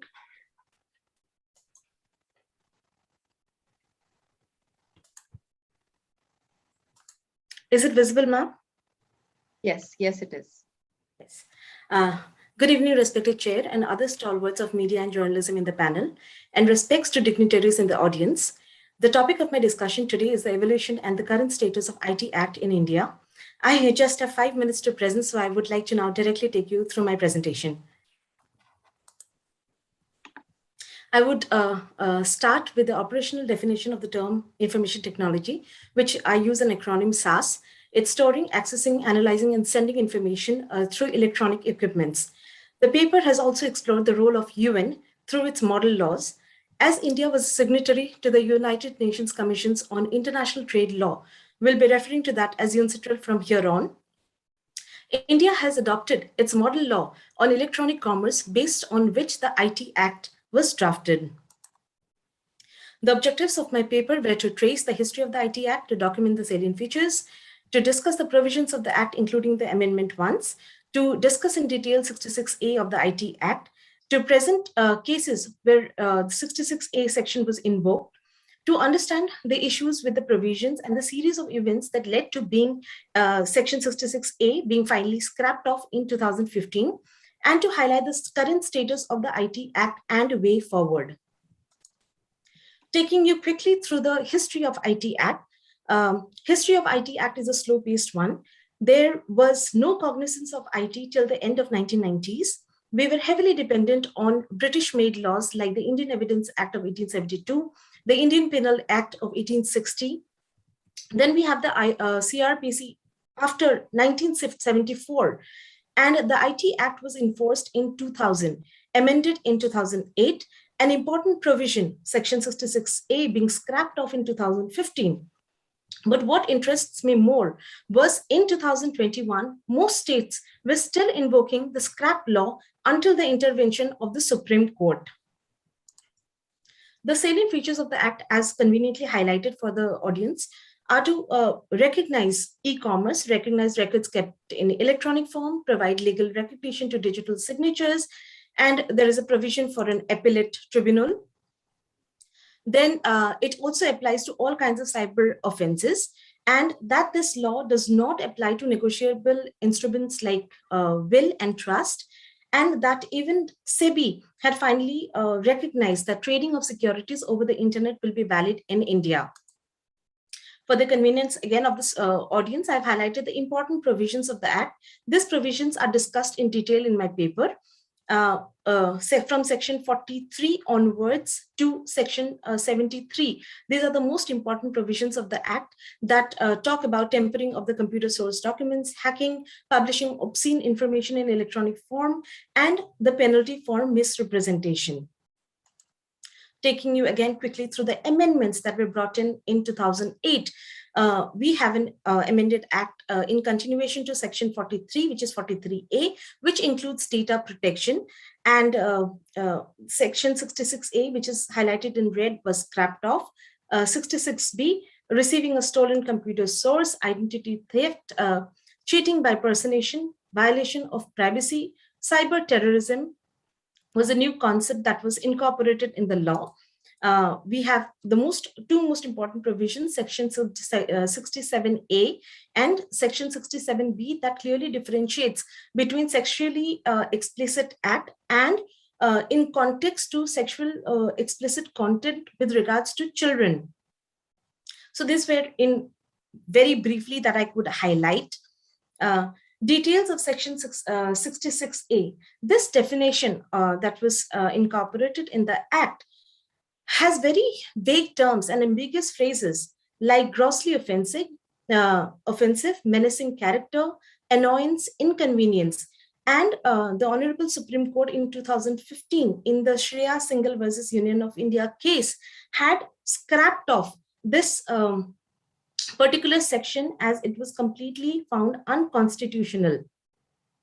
And when I say unconstitutional, I want to draw your attention to the reasonable restrictions under Article 19, Clause 2, of which the first clause, 19, Clause 1, Subclause A, talks about freedom of speech and expression. With the cases where section 66A was invoked, I have listed 10 cases in my paper. And due to paucity of time, I would just highlight the first two cases. Asim Trivedi, who is a cartoonist and a champion of free speech. And he had drawn a few doodles and cartoons that were found very offensive, and he was tried under this section.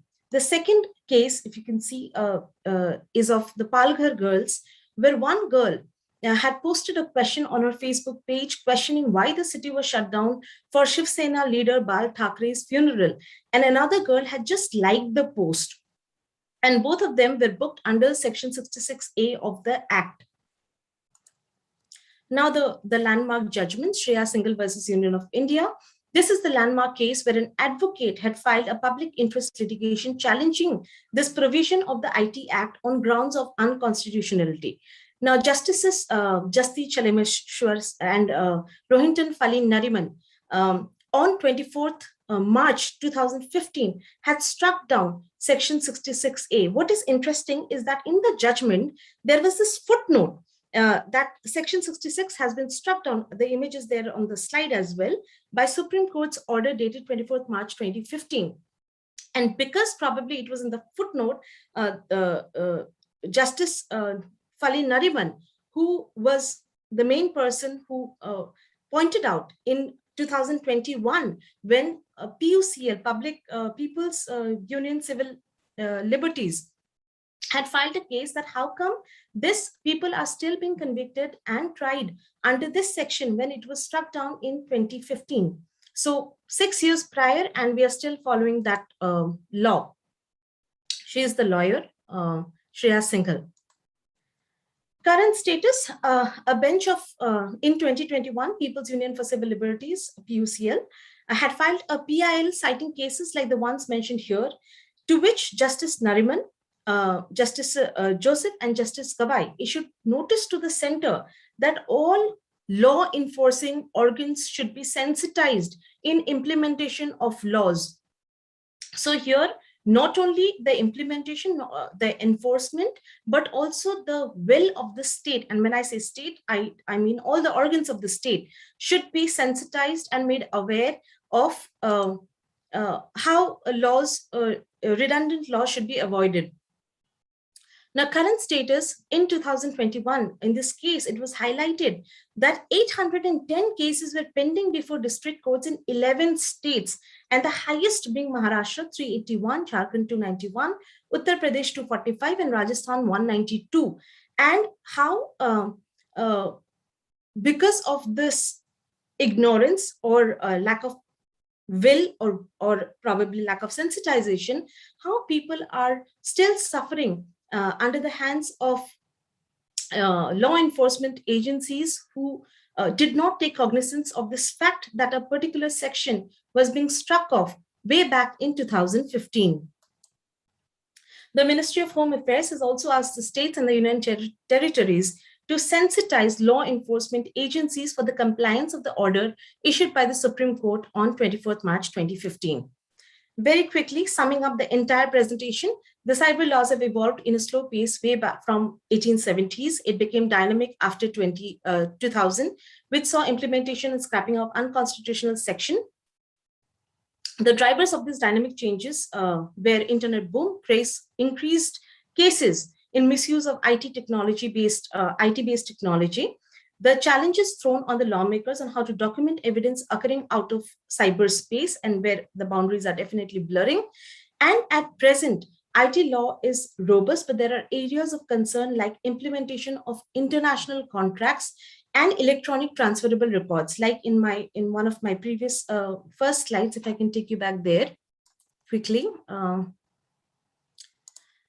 This too, the ones highlighted in red, India was a signatory to the 1996 UNICITRAL law, model law on electronic commerce, and we had implemented this model law based on which our IT Act is today existing, but we have not incorporated the 2015 and the 2017 model laws. And if we incorporate that, our IT Act would be more robust in taking care of international contracts and also on transferable electronic records. With this, I think my 5 minutes are also over. And thank you so much, Dr. Dang, for allowing me to quickly take you through the evolution of IT Act and taking you to its current status. Thank you so much. I do not know if I've done justice to my paper and the presentation, and I could not make it as interesting as the August panelists here, because it is nowhere related to storytelling. And thank you so much for the opportunity. Thank you. Thank you so much, Dr. Juhi. The cases that you pointed out definitely relate to storytelling in their own way. So we can consider it as a part of it.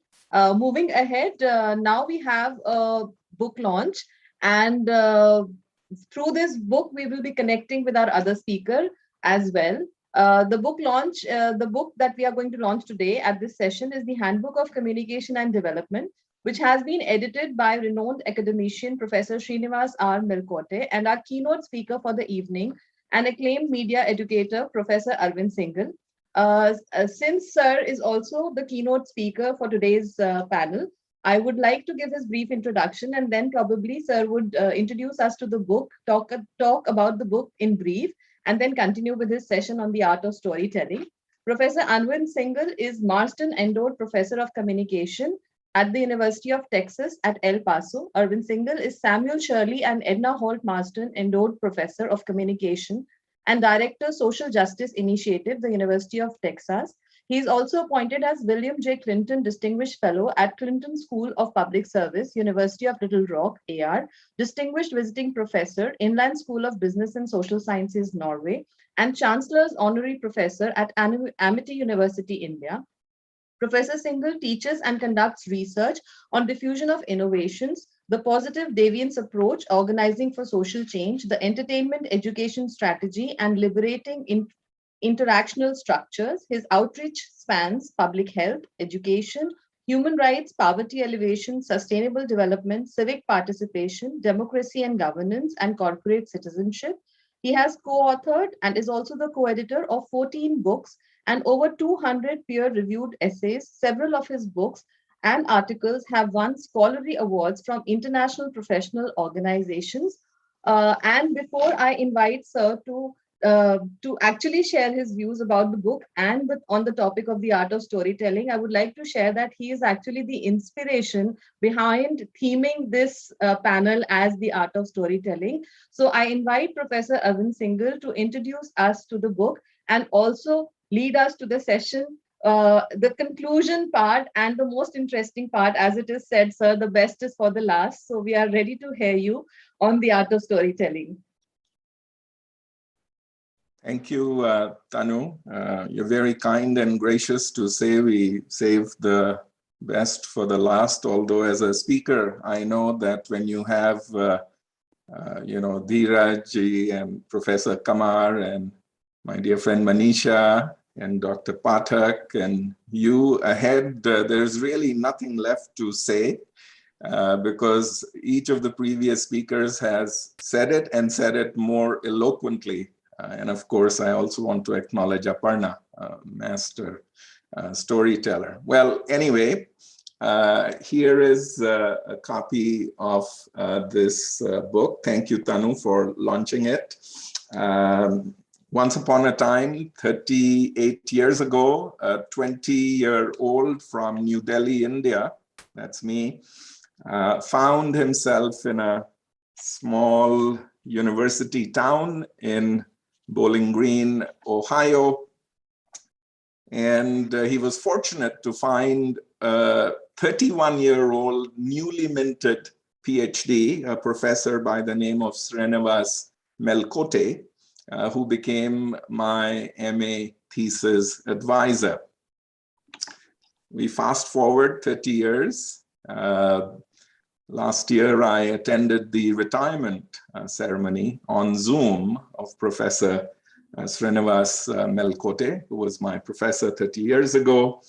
And I acknowledged the fact that we had never written anything together in those 30 years, but in, you can say, the twilight of his academic career, we decided that we would not end, but maybe begin our collaborative work that started 30 years ago by editing this handbook of communication and development, which looks at theory, method, praxis, history, and so thank you again for the forum. So once upon a time often leads to the present time, and who knows what it'll lead to in the future.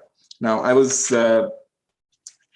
encouraged by Aparna ji when she said that she had to rejig her presentation based on what had been said before. And I really think I have to rejig everything that I wanted to say and just share with you some of my favorite stories.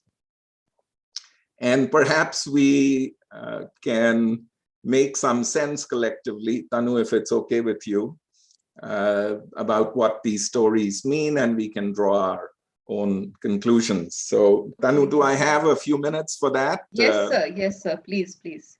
All right. Okay. So, I often tell these stories. So if you've been around me, you probably have heard them, and that's all right. One of my favorite stories is of President Lincoln. And President Lincoln, we consider him to be one of our greatest presidents. He was a tall man, the tallest president that we've ever had, 6 feet, 4.5 inches tall. And there's a story of Lincoln, the battlefield of Gettysburg, being approached by a Union soldier who had never seen the president. I mean, these weren't the times of CNN and social media. This was the first time he was meeting the honorable president. And he walked up to Lincoln, shook his hand, saluted him, and introduced himself. I'm soldier so-and-so. And then he suddenly realized that his hand was like this because Lincoln was a tall man. And he said, "Mr. President, you're tall. How tall are you?"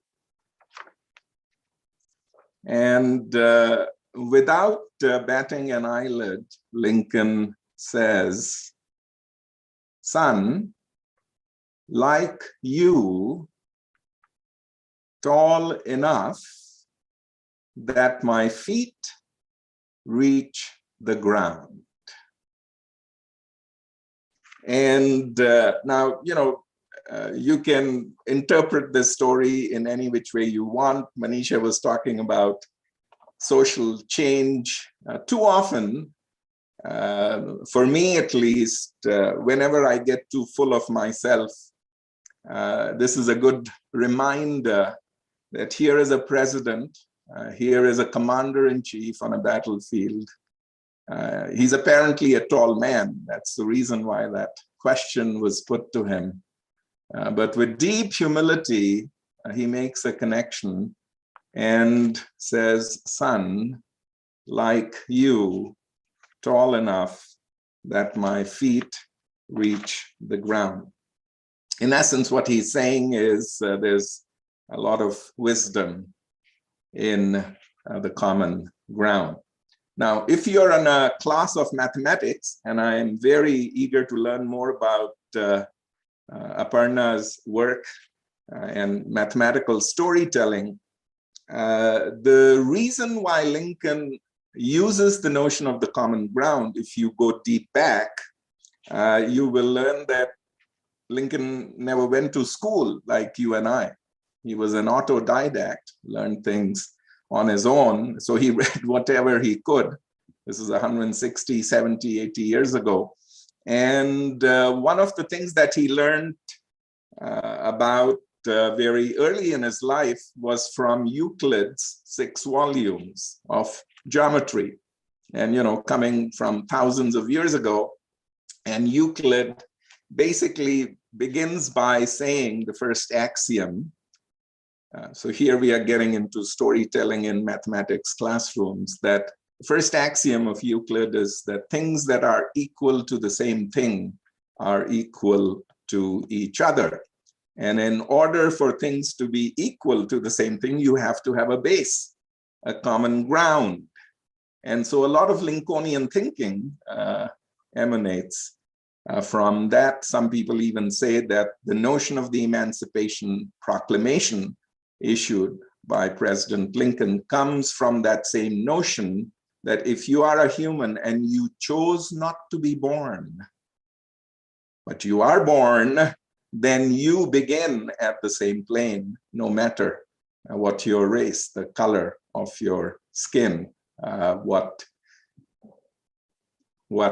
social strata of life you come from. So anyway, that's one of my stories. Tanu, we have time for another one or two? Yes, sir, we do. Okay. Always listen to the butcher moderator. That was the kindest butcher moderator I've met. Here's a Gandhi story then. I have many favorite stories of Bapu, but the one that I love to share is, he traveled third class when he was father of the Indian nation and didn't take more space than any other person would take in third class, by train that is. And too often parents' generation or my grandparents' generations, you can imagine, they would say, Bapu, why do you travel third class? Right? I mean, we as a country can do better. I mean, here in the US, Joe Biden has a plane that's called Air Force One, and Jill Biden is called First Lady. The chopper that takes off from the South Lawn of the White House to go to Andrews is called Marine 111. Bapu, why do you travel third class? And his response always was, I travel third class because, as you know, there is no fourth class.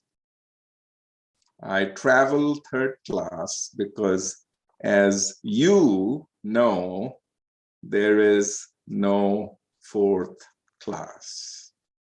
And now again, if you want to go deep into Gandhian way of thinking, he was deeply inspired by people. One of the people whom he was deeply inspired by was Henry David Thoreau. We know about Walden Pond. We know about civil disobedience of Thoreau, not paying taxes during the American-Spanish War. And also Gandhi was deeply inspired by Ruskin, John Ruskin, and his work on Unto This Last. And I think what made Bapu a great leader was that he lived like a poor man, and hence could see the value of salt which a poor man needs more than the rich to take on the British government, bringing in a little bit of his legal training by writing to Lord Viceroy Irwin and saying that, my brother, taxation of salt, on which we know the British government had a complete monopoly, production, manufacturing, retail. Taxation of salt is inherently immoral because it places a differential burden on the poorest of the poor, given the poor need it more than the rich. And that kind of a sensibility doesn't come unless you travel third class and unless you only travel third class because there is no fourth class. Tanu, I'm going to end with one story, and maybe through these three stories we can try to connect a few things. I do have a Texas hat. I was inspired to pull that out because of Professor Kamar's story about hats. I'm going to throw it at you virtually and let's see if any come back. Although we have all learned from our great grandfathers, that may not happen. I was deeply inspired by Manisha's notion of ethic of care.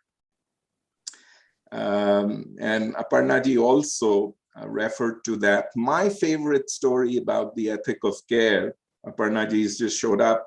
I know you were there, but it's great to see you, is a story of, you may have heard of, know the work of cultural anthropologist Margaret Mead. And, you know, Mead was the curator, the director of the National Museum of Natural History in Washington, D.C. for decades, and was, of course, an outstanding scholar. And they had students around them. So once Margaret Mead, the cultural anthropologist, was asked by a student a rather deep question. The question was, Dr. Mead, what object represents, in your view, the first sign of civilization in ancient culture? And Mead, you know, she's a professor, she's scratches her head and pauses and thinks about this and says, the first sign of civilization in an ancient culture was certainly, for me, a femur. A femur is a thigh bone. And she says, a femur that had been broken and then had healed. And, you know, the students like, well, a femur, a thigh bone that was broken and healed. And Mead went on and she explained, she said, in the animal kingdom, if you break your leg, you die. You cannot run away from danger. You cannot get a drink of water or hunt for food. You're basically dead meat. In essence, saying that no animal survives a broken leg long enough for the bone to heal. And so she says a broken femur that has healed is evidence that someone has taken time to stay with the one who fell, has bound the wound, has carried the person to safety, and has tended the person through long weeks of recovery. Helping someone else through difficulty is where civilization starts, Mead said. Okay, so as I said, whatever needed to be said has been said and has been said more beautifully and more eloquently, but these are some of my favorite stories. I've often thought about why these stories, and you can draw your own conclusions with respect to, you know, why these stories may speak to you, if indeed they do. But as has been said, stories take us to places we have never been. Across time, can be on a battlefield in Gettysburg, 150 years ago. You can be riding a train with Bapu, even though I was born 14 years after Bapu had passed. So they take us across time and space. You can ride on the shoulders of giants. And you can be with ordinary people like Gayatri or Gauri, or be with those who are marginalized and oppressed and subjugated and silenced or rejected. Stories, as Aparna has said, and as Manisha has said, they provide insights, they provide ahas, they provide a pause, a revelation. And good stories, in my opinion, elevate us through insight. They inspire us. You know, go back to Lincoln. These are stories that sort of tickle or arouse the better angels of our nature, or at least evoke the better angels of our nature. So I'll end with a beautiful quote that I absolutely love. Aparna, I thought of this quote because of your beautiful story about truth and stories. Yeah. And this is a quote by G.K. Chesterton. This was written about 112 years ago. Chesterton, as you know, was a political essayist, a writer, used irony in beautiful ways. And about stories, he said the following. He said, stories, he actually used the term fairy tales, but you can substitute it with stories. He said, fairy tales are more than true. Fairy tales are more than true, not just because they tell us that monsters exist or bad things exist. Fairy tales are more than true, not just because they tell us that monsters exist, but because they tell us that monsters can be vanquished. So whatever monster you are dealing with, racism, sexism, discrimination, prejudice, stories can take you to places much like the Wick story, and at least evoke the notion within you through ethos, logos, and pathos that perhaps you have a role to play in the picture. So Tanu, thank you for having me. We met in June of this year. I don't know why I'm on this panel, but maybe it has something to do with it. Manisha, I remember well because we first met in Karlstad, Sweden. And Manisha, that was my 49th birthday. I do remember that well. So time and space, stories, that circle of influence that you were talking about, Aparna, and how stories sort of crisscross, here we are. Thank you for being on this call. Thank you so much, sir. You not just told stories, but you connected whatever everybody had said at the session. So it was more like a conclusion part than just storytelling. And with this hat on, sir, it seems as if you're coming out of screen soon and we'll be talking about more stories. So since we don't have much time, we would love to listen to you over and over with more stories, sir, but maybe for the next time till we meet again. And I would request Professor Dheeraj to quickly conclude the session because we are already out of the maximum limit given to us. So Professor Dheeraj, over to you, please.